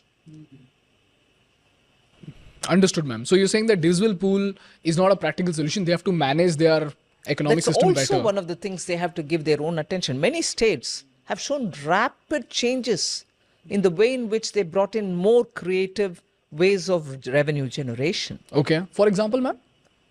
Look at the way stamp duty has been handled. Okay. Maharashtra, for instance, during COVID, realized that unless they were going to change their approach towards stamp duty, the inventory which was sitting in real estate, meaning built properties, housing, will languish. And they changed the rate, and what a difference it made. They collected more revenue, the inventory with all the builders was cleared. Now there's fresh demand for more housing. That is one of the ways to do it. The other way to do it, there are still some items which are exclusively left to the states. In that, are you efficient? I'm not asking for an increase in tax, because I know there is this temptation. People will immediately say that, oh, she's suggesting increasing tax. No, I'm not saying that. Efficient tax collection. Efficient tax collection, plug loopholes, make sure that you're using technologies to understand where evasion is happening. Loophole is one thing, evasion is another. You know, there can be people who are completely avoiding paying taxes, finding out ways in which they can skip the net. Correct. Are we improving all that? Ma'am, you have done a phenomenal job with GST because the number of taxpayers is increasing, the amount of tax collected is increasing, and you brought in some revolutionary policies to make tax collection more efficient. So, ma'am, how did you do it?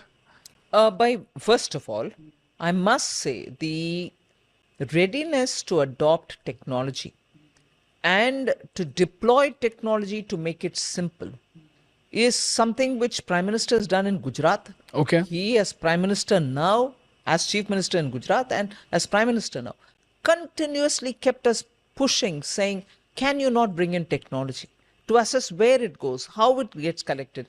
Can you not see using, artificial intelligence? Where you can trace the money and where loopholes are happening or where wrong hands are receiving, let us say, the refund that you're paying. Are false claims being laid, saying, I've exported so much, give me some money back, where actual export has not happened. Only paper, shuffling has happened.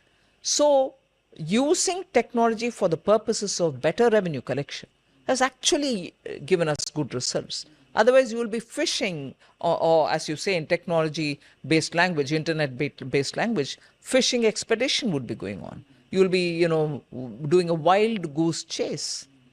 What we are doing now is when you do with the AI, you're able to get the entire spider's web, as it were. So one leads to another, third leads to the fourth leads to something else. So you touch one, you're able to touch everybody else. So the whole web just falls apart. Ma'am, can you give me one example of this? One example of this was in the input tax credit. Okay.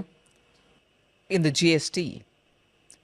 You get the credit, or if there is an inversion, you get the refund back. Okay.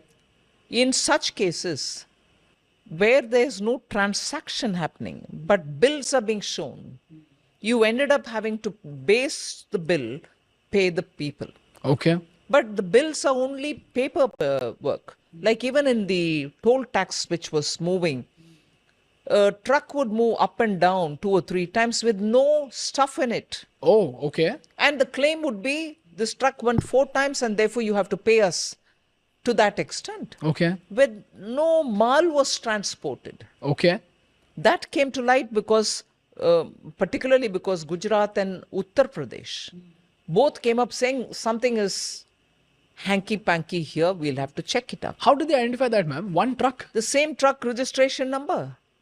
How many times will he go within a matter of 48 hours in 2 different distances which are more than 300 kilometers each? I'm saying roughly. Okay. So then they got nosy about the whole thing, and when they actually went in to find out, they got to know it. Ma'am, this almost looks like a Netflix documentary. That's right. Most of the customs related and GST related matters are all coming up because of these kind of mild deficiencies which officers say, They detect something and then they're curious, they want to tie up the loose ends, they end up seeing a big problem. And technology helps them today instead of having to, spend hours searching for where it goes, who's the fellow who ultimately receives it, because money trail is so quickly established. This is almost like an FMCG company Yes, trying to yes. find out leakage. That is excellent, ma'am. Ma'am, one last question. If your government comes to power, what is your vision for India from 2024 to 2029, ma'am? I think broadly it's very well laid out. First of all, get to the third largest economy Okay. within a year and a half or two, Okay. unless something black swan, we don't know. But otherwise, we should be able to. Okay. And work towards 2047 Viksit Bharat. And primarily ease of doing business for that. Yes, and to make sure that manufacturing, Make in India, Atmanirbhar Bharat, all go hand in hand. You already have a service sector which is contributing more than 60% to our GDP. You already have an agriculture sector where there's a lot of activity today to export and give the farmer better returns on his produce. Because exporting abroad, he gets money in foreign exchange that gives him better yield, assurance that his products will be sold at that price, and so on. So the comfort of export will have to also be extended. But of course, because in India, we can't be indifferent to the prices at which products will be sold. The consumer end of agricultural products is also important. Farmers important, the other end, the consumer is important. So everything going for export is going to make it too expensive, and probably goods will not be available for Indian consumers. Correct. So we'll have to find a balance there for agriculture and manufacturing, as I said. So balance for agriculture, manufacturing, ease of doing business, eventually leading us to the third largest economy and the vision of 2047. Yes. Is that correct, ma'am? Thank you so much, ma'am. Thank you so much for being so patient with all of your answers, especially for giving examples, because I was able to understand everything. I just hope everybody else did. Thank you so much, ma'am. You're It was a welcome. pleasure to have you. Thank you very much. Thank you so much.